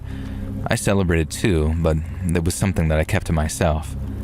I'd installed an outdoor security camera after the incident with my daughter, and it captured the neighboring property's yard, and I told the cops that I hadn't gotten around to setting it up yet, but that was a lie. You see, the camera didn't capture a bunch of drug dealer henchmen showing up to burn the place down.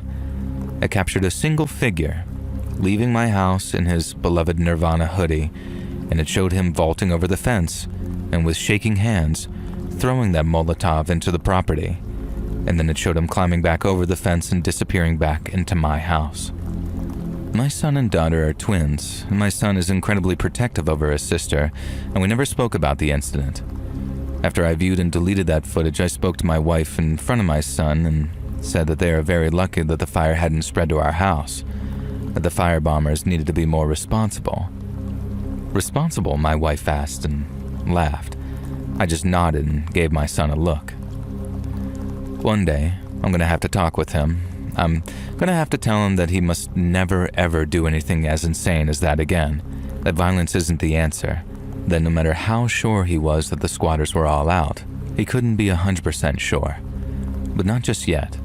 For now, I'm just still celebrating their departure and the return of the owner who, due to the structural damage, was able to have the property demolished. Now, for one final sting in the tail, the owner of the property joined us in the bar one night, and he apologized profusely for how things had played out. He explained that he grew up in that house as a foster child, and while he didn't go into detail, he told us that he suffered there, and he called it the Nightmare House, which caused us all to shoot each other a look.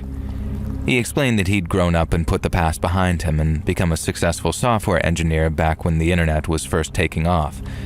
And then, when he saw the house was up for sale in the market, he bought it with the intention of having it demolished then. But he was denied permission by the district for some reason or another, and instead he was left owning the property filled with this cancerous memory like an albatross around his neck. And so his way of getting revenge on the house was to let it rot, and again he apologized profusely for not considering the effect that would have on the rest of the neighborhood. But now, with the damage to the house, he'd finally been granted permission to have it knocked down and had decided that he was going to turn the land into a graffiti art area and a skate park, having seen photos of some of the graffiti before the squatters moved in. He ended the night by saying that he wished he could thank the arsonists and then looked around at all of us.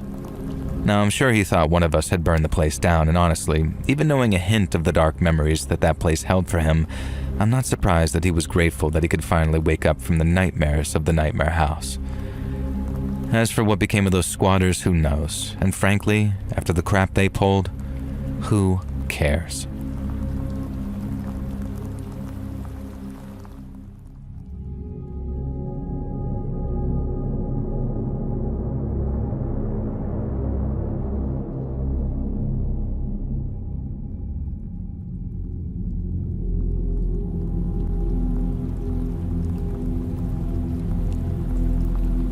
My name's Charlene, and I'm from Austin here in Texas, and I think I got a story that you might be interested in.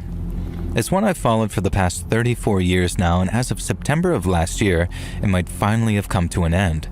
But don't just take it from me. You can come to your own conclusions as I tell you, from my own perspective, about the yogurt shop murders. So in December of 1991, I was working at a store with a little strip mall in North Austin, and I had to open up the store on a Saturday morning. We were just down the strip from a branch of I Can't Believe It's Yogurt, a place that I used to stop by sometimes whenever the heat got a little too much.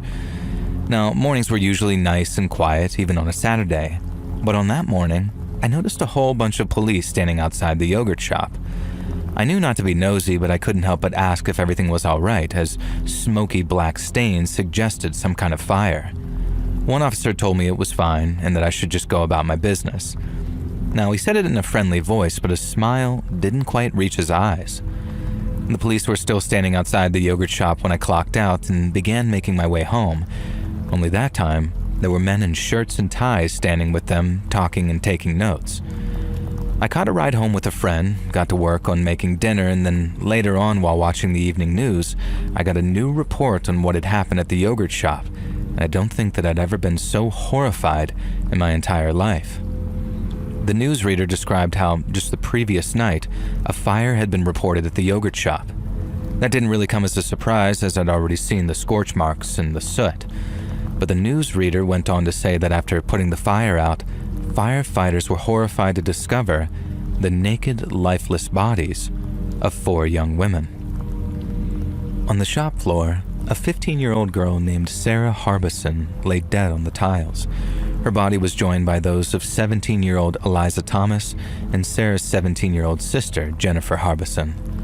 All 3 had been shot in the head after being stripped and gagged with their own underwear. And then, thanks to the fire that had no doubt been started by their killer, each of the girls had extensive burns all over their bodies. In the back of the store, police found the body of a 13-year-old girl named Amy Ayers. Her burns weren't as bad as the other girls, but she'd been shot, execution style, same as the other girls. And the whole of Austin was shocked to its core by what had happened, and there were all kinds of tributes and vigils and whatnot so people could mourn the girls' passing and console their families. But once all that sadness was gone, once all the tears had been cried, it was replaced by this sense of anger and fury toward whoever had taken the girls' lives. It was so bad that a couple of days later, when some teenager was found carrying the same kind of gun as was used in the murders, everyone was convinced the cops had found the guilty party. I think 100 years prior, and they'd have broke into the county jail and lynched that poor kid. And I say poor kid because he was innocent of the murders and tried lying his way out of trouble because he was scared to catch a gun charge. But then once the police rolled him out as a suspect, there was this shared sense of frustration, like it was back to the drawing board, as it were. And we all hoped a new suspect would be found, and soon, but we had to wait years for any developments to this investigation, and when they arrived, it made no sense at all. When a new detective took over the case, he decided that the most likely suspects were actually the poor teenager I mentioned, along with 3 of his friends. You see, when they were first picked up, the cops were so convinced of their innocence that no record was made of what was said during their interviews. But that meant that this new lead detective wanted to interview them all over again. And the entirety of Austin was confused as hell because if these kids, who were by then in their 20s, had already been cleared, then why the heck were they being interviewed all over again? Now, we thought that it was some big waste of time and that the real killer was still out there. So imagine our shock when 2 of the boys, Rob Springsteen and Mike Scott, confessed to the murders during the second round of interviews.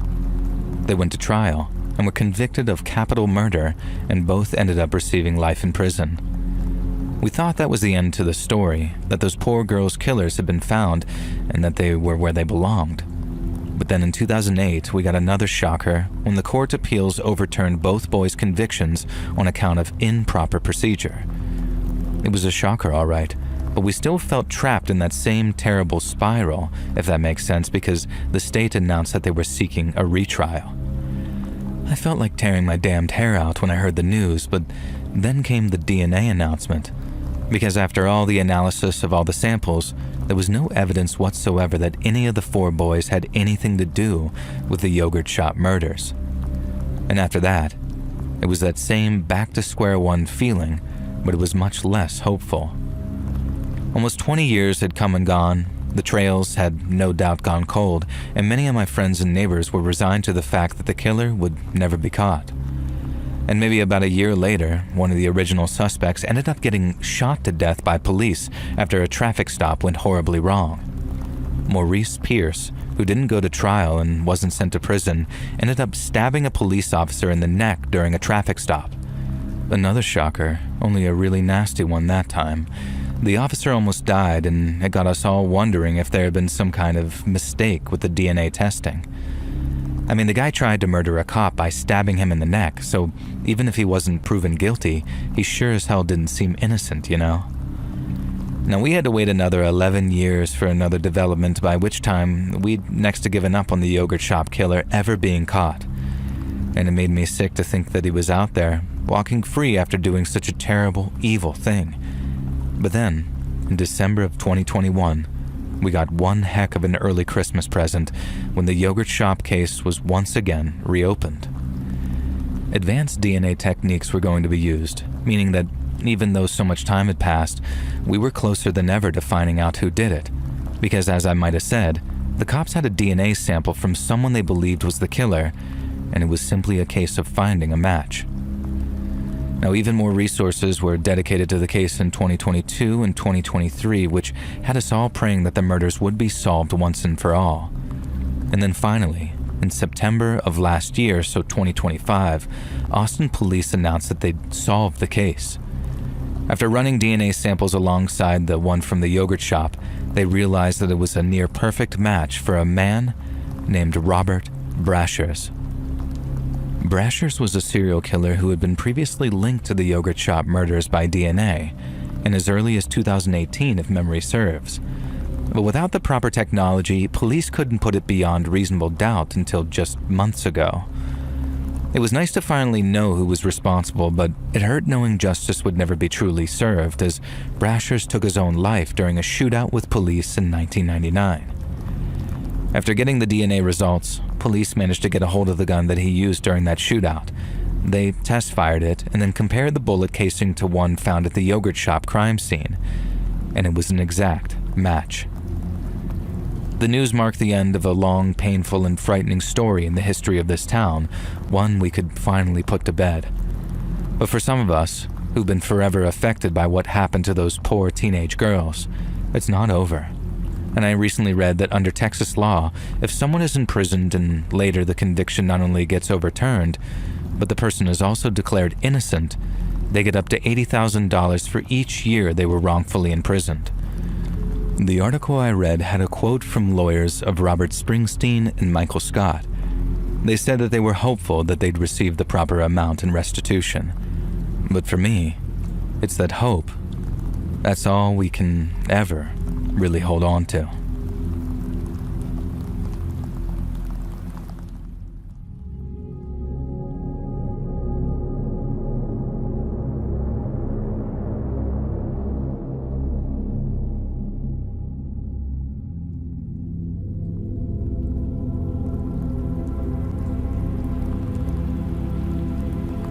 So recently, I moved into an apartment block in a pretty artsy area of a pretty artsy neighborhood.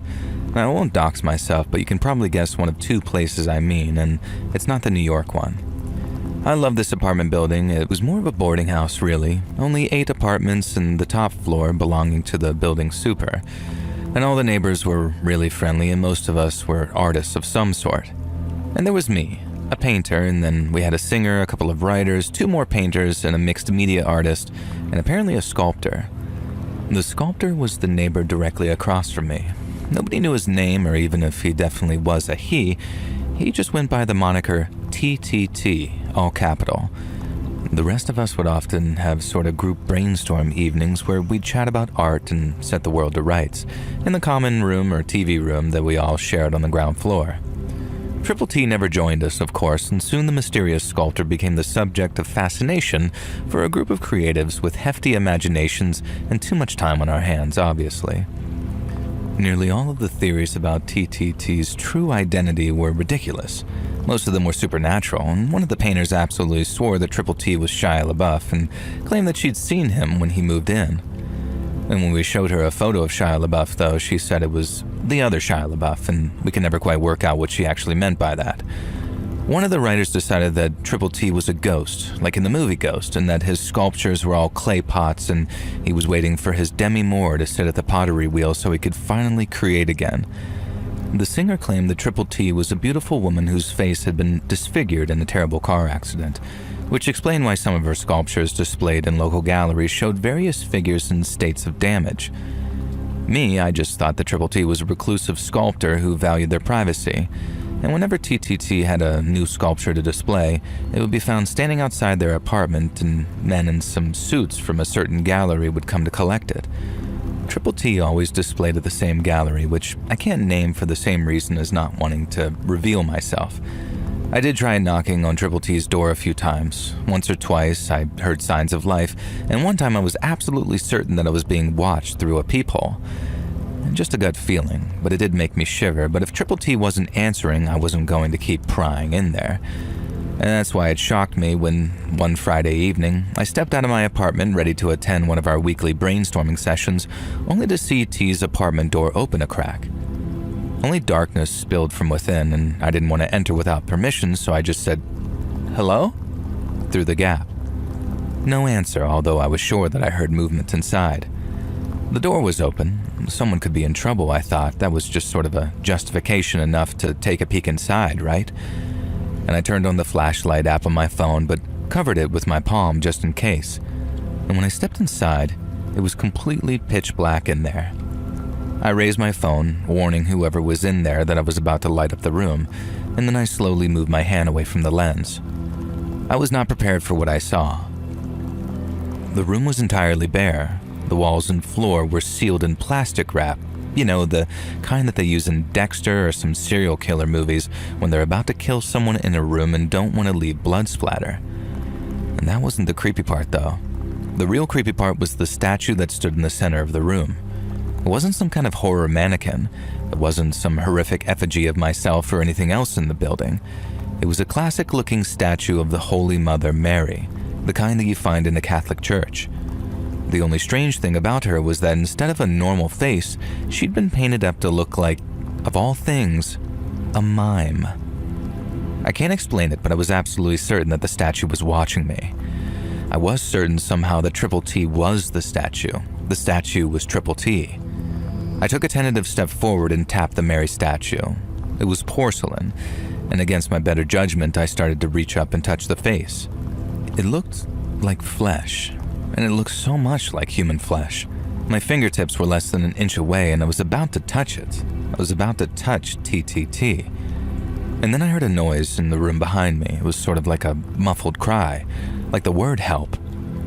And I snatched my hand back from that statue and hurried to the door directly behind the statue. And it was the only door in the room. And before trying to open it, I called out hello again. No response. I grabbed the door handle and twisted it. The door was locked, but the moment I twisted the door open, I heard a loud, shattering crash behind me. Quickly whipping around, I saw the Mother Mary statue shattering and collapsing to the floor.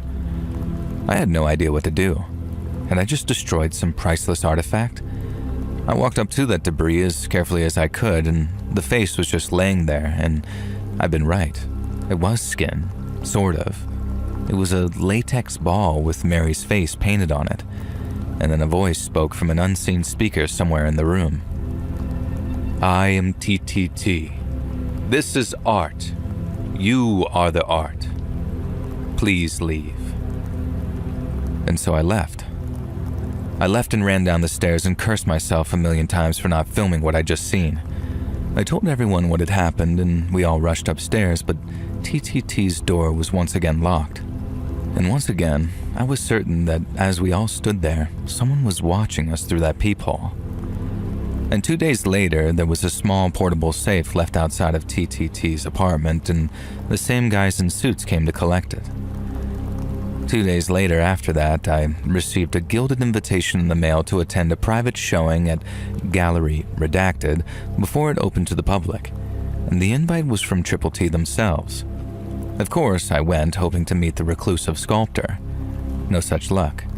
Triple T's agent was there and informed me that Triple T's final piece was being unveiled that night. Unlike all their other pieces, it was a video. It was a video showing me entering the apartment, a black bar across my face to protect my identity. It showed me from various camera angles, cameras that must have been hidden in the walls, in the ceiling. and then it showed me from the perspective of Mother Mary's eyes. And for a second, just a few frames, the sensor bar disappeared and my face was replaced by that of a skull. And then it showed me rushing for the door, and here, the camera split into two joint shots, one showing me turning the doorknob, the other showed the statue trembling and collapsing, clearly triggered by some kind of mechanism in the door. Then the rest mostly played out how I described it. Except as I picked up Mother Mary's head, again the sensor bar disappeared from my face and this time briefly showed an angel, like a Greek sculpture. And the final shot of the video was simply text saying, "Life is clay, and you are all my sculpture. Goodbye, TTT." That was the only time the video was shown. I've tried to track down a copy for this last year. If anyone out there has any leads at all, please let me know in the comments. But holy crap, this was the creepiest and most bizarre thing to happen to me, and I am obsessed with getting a copy of this video. If anyone has any leads, anyone at all, please comment. I need to see it again. I need to understand why Triple T was trying to say this and what it says about me. All the other artists in the boarding houses have theories, and I'll leave you to make up your own. But there's one thing I've learned from all of this, one universal truth that speaks to us all in our very soul. Artists are freaking weird, man.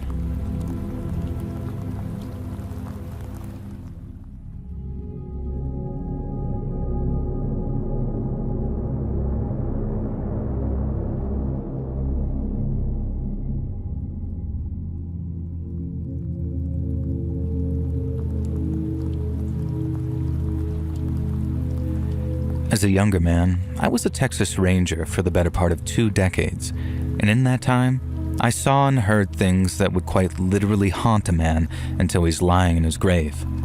But out of all of those things, there's only one that haunts me more than most, and that creeps into my mind on those cold and lonely nights when I wonder if I ever really made a true difference.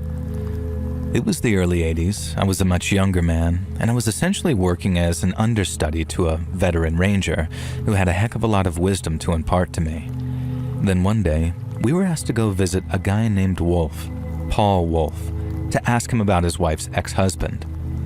A Mr. Billy Staton and his current partner had been missing for a few days, having apparently last been seen paying a visit to Mr. Wolf's house. Mr. Wolf was by that time married to Mr. Staton's ex-wife and had shared custody of Staton's daughter, Melody. He also didn't think her father treated her very well, most likely on account of his wife talking trash about him when he wasn't around. Wolf would sometimes become aggressive with Billy Staton whenever he showed up to pick up his daughter, sometimes very aggressive. And so Mr. Staton decided that he's going to slip a small tape recorder into his pocket prior to pickup so he can prove to a judge just how hostile Wolf really was. Now, when we arrived at Wolf's home, he claimed no knowledge of Staton's visit. He said Staton and his fiancée, a lady named Letitia Castro, hadn't been by in almost a week, and since they hadn't stopped by to exchange custody, they just kept hold of little Melanie until they decided to show. Now, we knew that wasn't the case, so we knew that we caught him in a lie, and that was all the grounds we needed to arrest him on suspicion of murder. And then, surprise, surprise, once he was in custody, Mr. Wolf changed his tune and admitted that Staton and Castro had stopped by his place. He started claiming that upon trying to remove his daughter from the property, Staton became forceful and started yelling at her. Wolf said he stepped in and tried to calm Staton down, but Staton began yelling and shoving him away. A fight broke out, but while Wolf was merely trying to restrain the angry Staton, Staton was straight up trying to murder him. Wolf said he tried, and he tried, yelling for his wife, Staton's ex, to call the cops, but Staton overpowered him and forced him to escalate. Wolf said that in order to save his own life, his wife's life, and the life of her daughter, he began striking Mr. Staton around the head with an iron bar. Now, he said he blacked out, like the red mist had descended on him, and then when he woke up, Mr. Staton and his fiancée were dead. Wolf said that in a panic, he threw the 2 bodies into the back of his truck and then drove out to a nearby river to dump them. He told us where the spot was, so we drove out to see if he was telling the truth. It turns out the bodies were exactly where he said they'd be, bloated and half rotten from laying there in lukewarm river water. But I guess Wolf was counting on the bodies being too rotten to really analyze, because when we found them, Miss Castro's corpse showed that she'd been shot in the head at close range and was something of a large caliber. Now, this directly contradicted Wolf's story, as he insisted only the metal bar was used to defend himself and his family.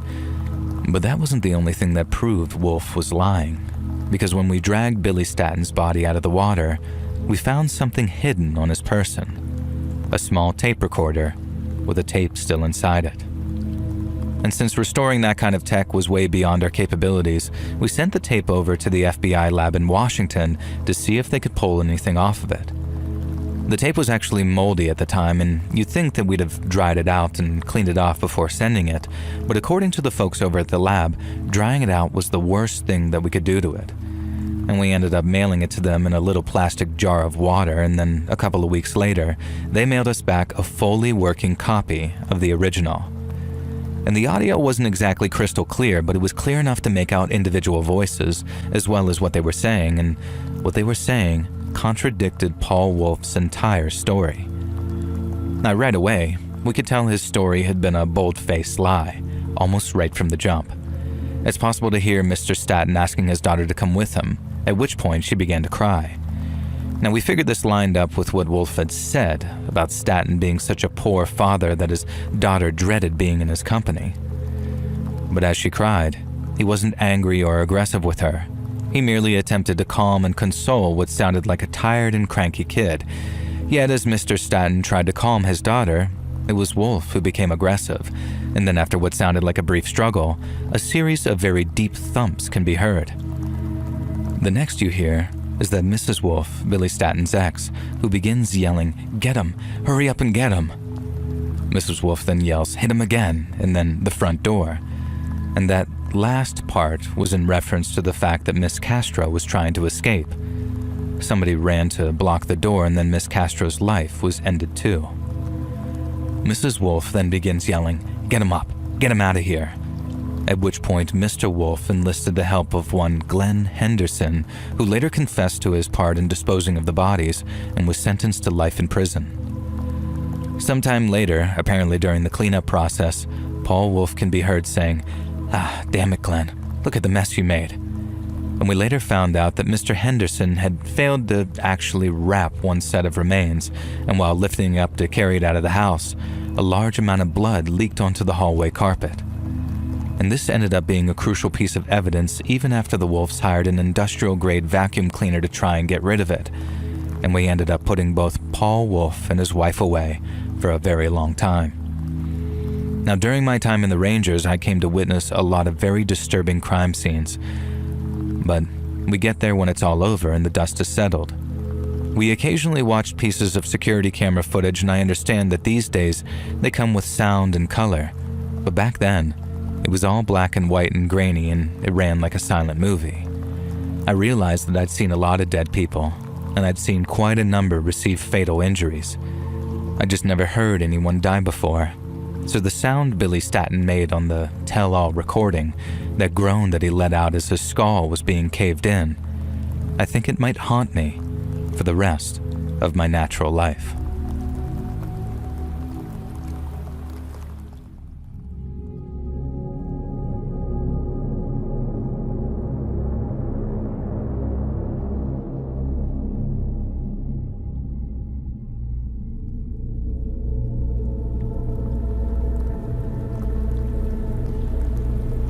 Long-time listener, first-time writers, they say, and this happened about a year ago, and holy F, I never thought something this messed up would happen to me and my family.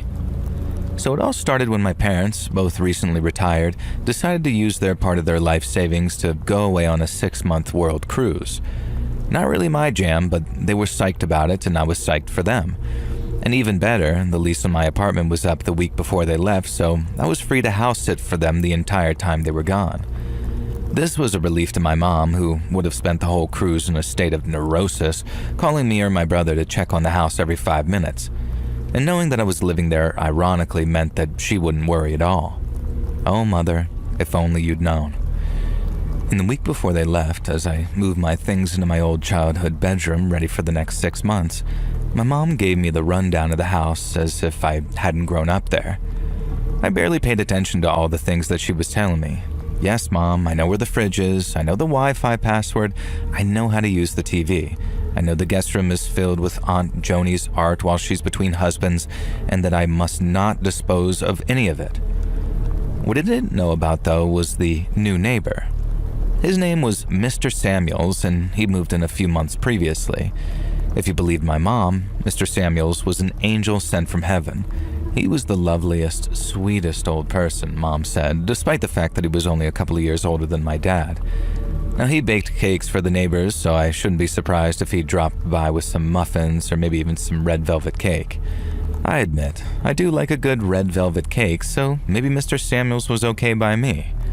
Mr. Samuels had a nurse who came by every other day, so I didn't need to worry about him apparently. Not that I'd been planning to. Mom did enough worrying for the whole family. I didn't actually see Mr. Samuels before my parents left for their cruise because he was away staying with one of his kids. And so I bid my parents farewell at the docks, waving a handkerchief and sobbing like a wartime bride.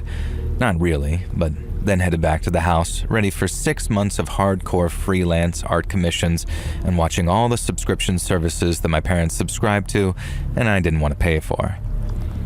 Mr. Samuels returned home a few days into my newfound alone time. And imagine my absolute surprise when the gentle Mr. Rogers-esque fella that I pictured was absolutely nothing like that at all. Mr. Samuels may have been 75 years old, but he was the kind of 75 that looked ex-Navy SEAL, and in fact was, and who probably had a home gym, and he did, and he was a muscular, confidently spoken, weirdly charming man, and at first I wondered why he needed a regular nurse, and then when I first saw the nurse show up for his first appointment, I remember that my mother can be rather naive sometimes. Let's just say that she was the kind of nurse who is paid good money to relieve someone's tension via massage, and just leave it at that. But hey, the man was single, and just because he was old, it didn't mean that he didn't have needs. And every other day at 75? Damn, I was almost in awe.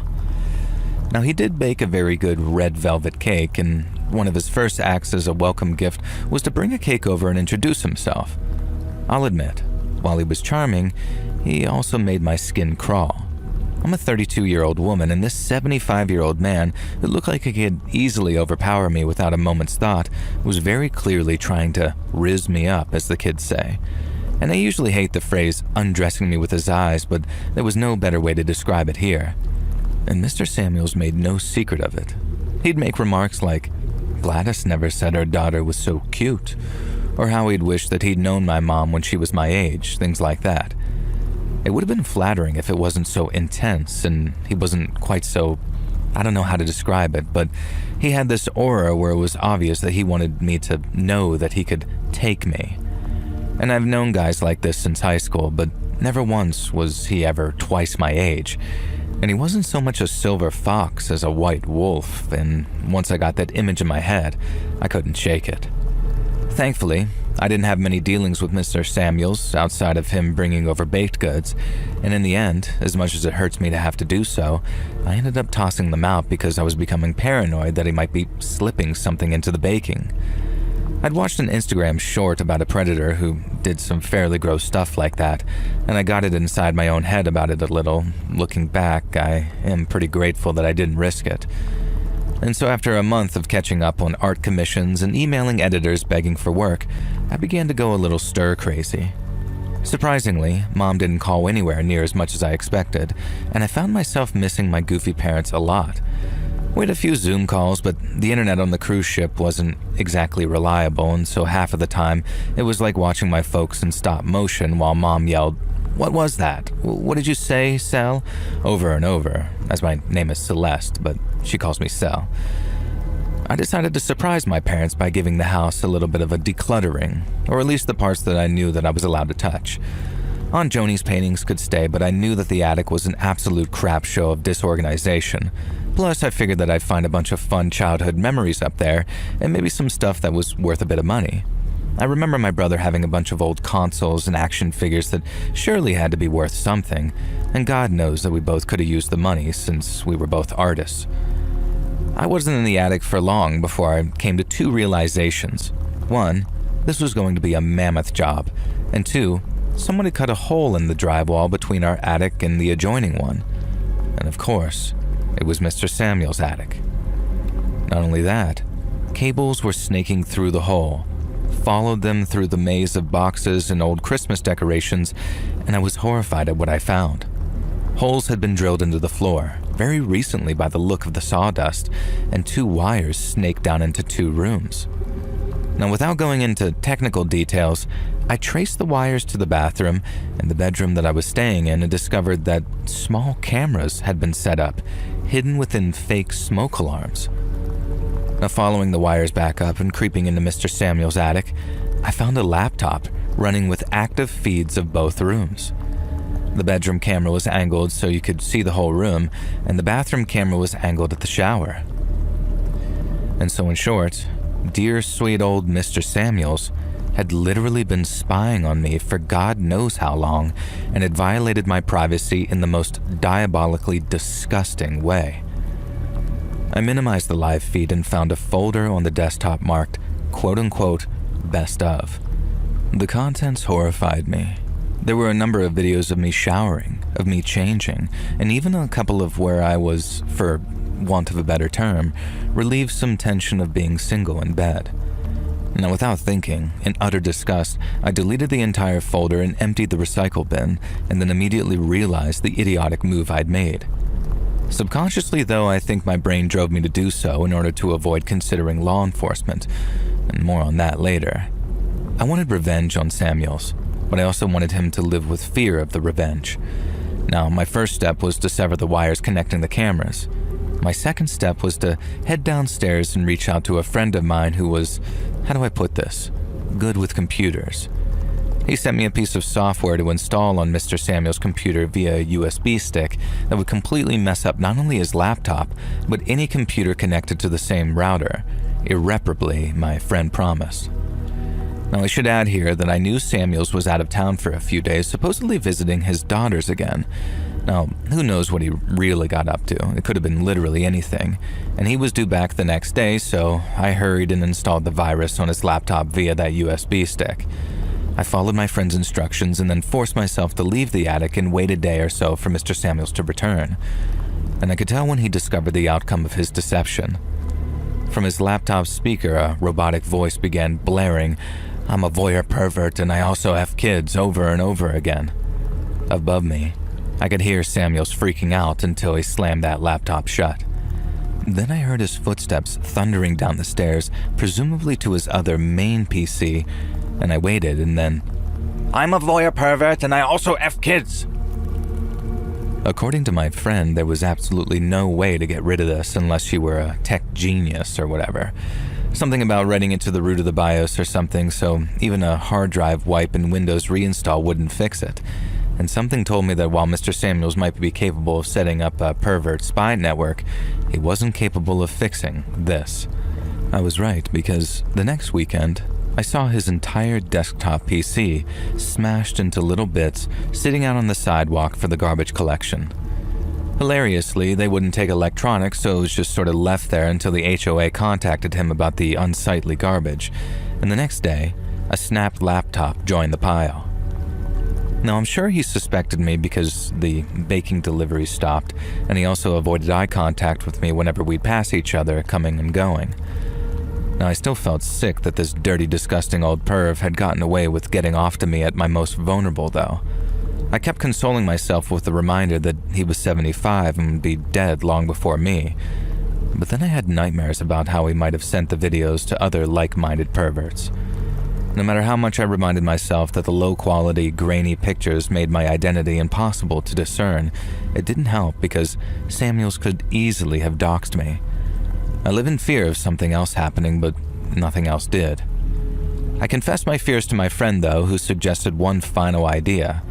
I don't know exactly what he did, but a few days later, a smartphone arrived in the mail. My friend told me to stick it through Samuel's mailbox in the middle of the night and just leave it at that. And I asked him why and what the phone contained, but he told me it was better that I didn't know.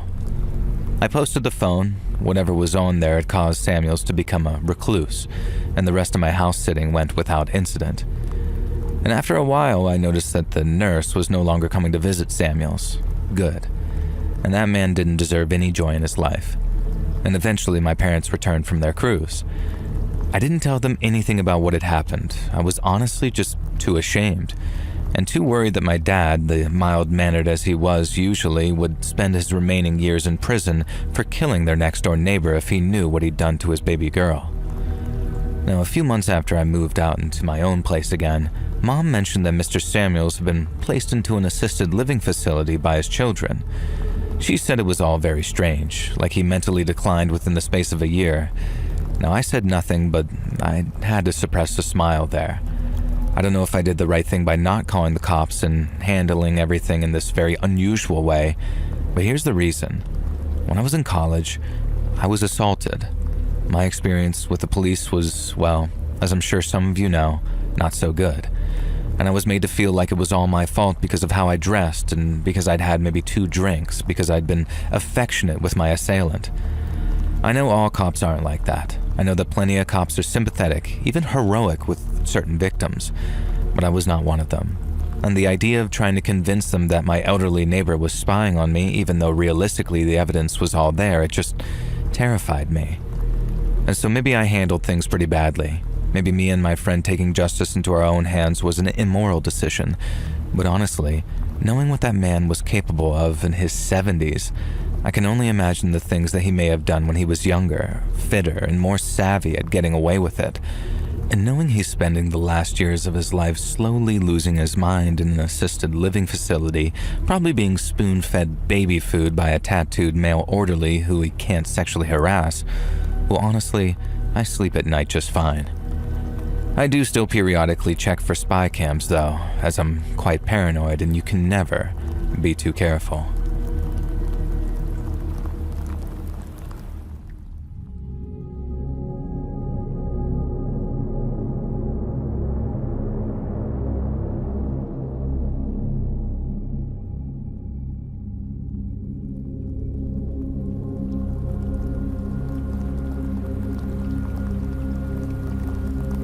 So many years ago, my parents still lived in the house that I grew up in as a child.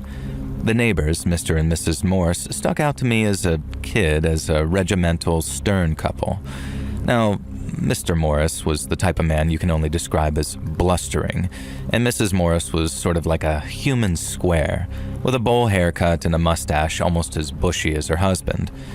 Now, if this sounds like being uncharitable to them, hell yeah, I definitely am, and you'll hate these two by the end of the story as well. Unless you're a psychopath, in which case, may I suggest that you live in a cabin in the woods without neighbors. The Morrises were sternly friendly with my parents, while me and my siblings grew up. They had this son, August, who was in the Scouts with my elderly brother, Barry, and he was sort of like a mini version of his father. Bossy, always demanding to be the leader of the activities, and would become quietly red-faced angry if things didn't go his way. Us kids in the neighborhood had a nickname behind his back, and that of a certain Austrian dictator that I don't think you're allowed to say on YouTube, but let's just say that he's someone that you will not see very often. Now anyway, the son isn't the point here. He was sent off to military boarding school at some point during high school, and the wild thing is that he bragged about asking to be sent there. And so we just grew up around the Morrises, who were pretty stern but polite and mostly just sort of kept to themselves. Occasionally they'd complain if our music was too loud or if we had a barbecue that ran past 9 p.m. And if any of mine or my siblings' balls went into the neighbor's garden or over the boundary hedge, well, you could kiss that goodbye. They would return it, but they would puncture it. My dad asked them why they did this once, and they claimed that the balls always hit some sharp object in their garden, and there was nothing they could do about it. What, was their garden made of spiked pits or something? Now, eventually my brother Barry moved out for college, and then a couple of years later so did I, and then a couple of years after that, Andy moved out to go traveling. And that just left my parents and our much, much younger sibling Sammy, who was only 10 when I was 20. Now one day, my mom FaceTimed me in tears telling me that they were being taken to court by the Morrises. And when I got her to calm down and Dad joined the call, they explained that they'd received a legal letter from the neighbors explaining that our boundary hedge had been encroaching on their land for years and that my family owed them over $400,000 in reparations for lost revenue for use of the land as expansion for an unspecified business. Now, the reason they called me first was because I was studying law at the time. Immediately, this rang a million alarm bells in my head, and I asked them what distance the hedge was supposedly encroaching on the neighbor's land, and they very meekly told me 1 inch. And I asked them to scan the letter and send it over. I did some research, called a few friends, and discovered that, much as I suspected, the law firm representing the Morrises not only was not reputable, but in fact, entirely imaginary. The Morrises had invented their own law firm and sent a fake threatening letter. And my biggest confusion was why. It was obvious that my parents wouldn't just pay $400,000 without seeking legal counsel. And the answer came a couple of days later when a second letter from the fraudulent law firm arrived. They presented an offer that the bill would be dropped if my parents would agree to shift the boundary hedge 10 feet back, granting a much larger boundary to the neighbors as a sort of cost-free compensation to avoid any monetary demands. Now, this was something that, knowing my parents, if they didn't have a daughter who was a lawyer in training, they may have agreed to that just for a quiet life. Now, I worked it out using some land blueprints and contacted the relevant offices and discovered that the Morrises had applied for an extension to their house and purchased a prefab guest house, but both projects would require them to encroach into my parents' land. And so at the time, I happened to be dating an older guy, who's now my husband, who worked for a law firm specializing in this kind of thing. And he did some digging and checked out some old records, and it turned out that the boundary hedge was in fact around a foot into my parents' property, meaning if anything, the Morrises had been encroaching on our land this entire time. My boyfriend drafted an actual legitimate legal document stating this with the relevant proof, and the letter ended with a confirmation that my family was simply letting things be as long as the Morrises did the same to avoid any kind of escalation. We hoped that being caught red-handed would cause these fools to drop their lies. Clearly, we underestimated just how badly they wanted their extension, or how much money they dropped on this back garden prefab, presumably non-refundable. However, their next move didn't take the form of fake lawyers or legal threats at all. Instead, my parents started receiving notes written like ransom letters, with the letters cut out of various magazines. I'm not joking. They made strange, bizarre threats, such as a promise to kill our pet miniature donkey, something we never even owned, and another letter threatened to poison the koi in our pond. We don't have a pond or koi. The letters were so ridiculous that my parents kept copies, but didn't report them to the police, not at first. But then they became threatening. My parents wouldn't show me the notes directly, but they let slip that the notes names myself and my brothers. And then finally, a note arrived promising that Sammy would never arrive home from school one day when they least expected it, which is when they finally went to the cops. And of course, the cops couldn't prove that the notes came from the Morrises. This harassment went on for 5 years. Acts of petty vandalism, weird pieces of graffiti on the walls of the house. Hoses were clipped in the middle of the night with the faucet running so the yard flooded. Dead birds and roadkill being left on the doorstep. And the Morrises, these clever idiots, obviously made themselves the victims of their own harassment too, so suspicion didn't fall on them. And then the fires started. Just small, contained fires in the backyard that scorched the lawn. Another classic was that the Morrises would play classical music at full volume at 3:33 a.m. in the morning every single Wednesday. And when it was time for Sammy's exams, they escalated it to every day. My parents filed noise complaints, but the Morrises denied any involvement and in fact claimed that they hated classical music. And when investigators were there, somehow they mysteriously managed to know and the music didn't play on those nights. My eldest brother moved home and in no uncertain terms threatened the Morrises.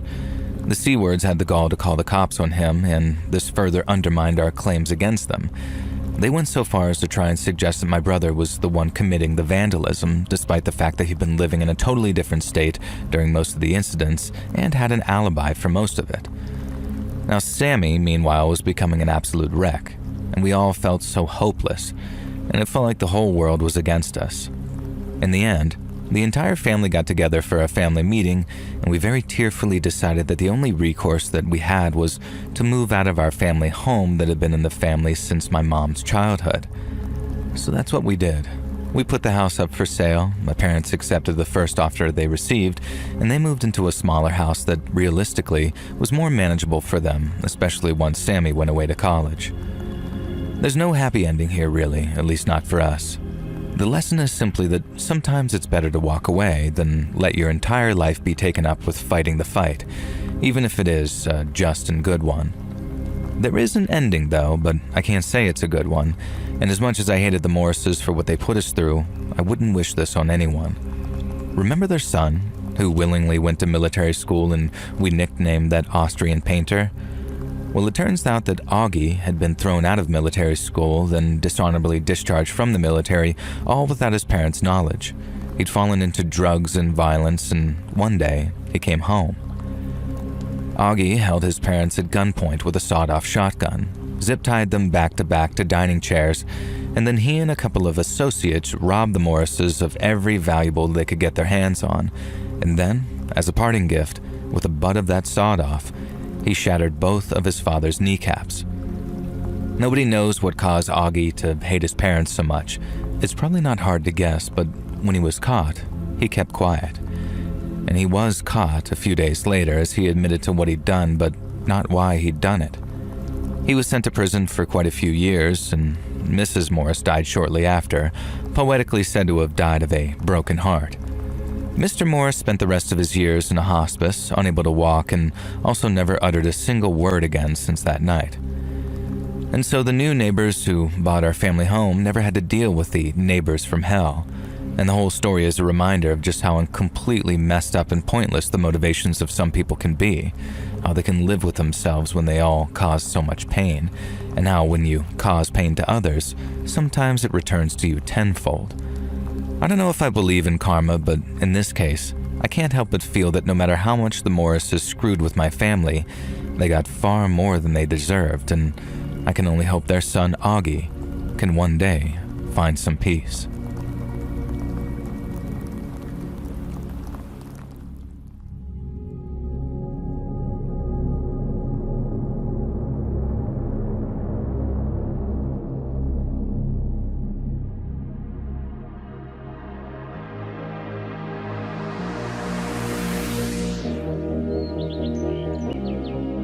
Hey friends, thanks for listening. Don't forget to hit that follow button to be alerted of our weekly episodes every Tuesday at 1 p.m. EST. And if you haven't already, check out Let's Read on YouTube, where you can catch all my new video releases every Monday and Thursday at 9 p.m. EST. Thanks so much, friends, and I'll see you in the next episode.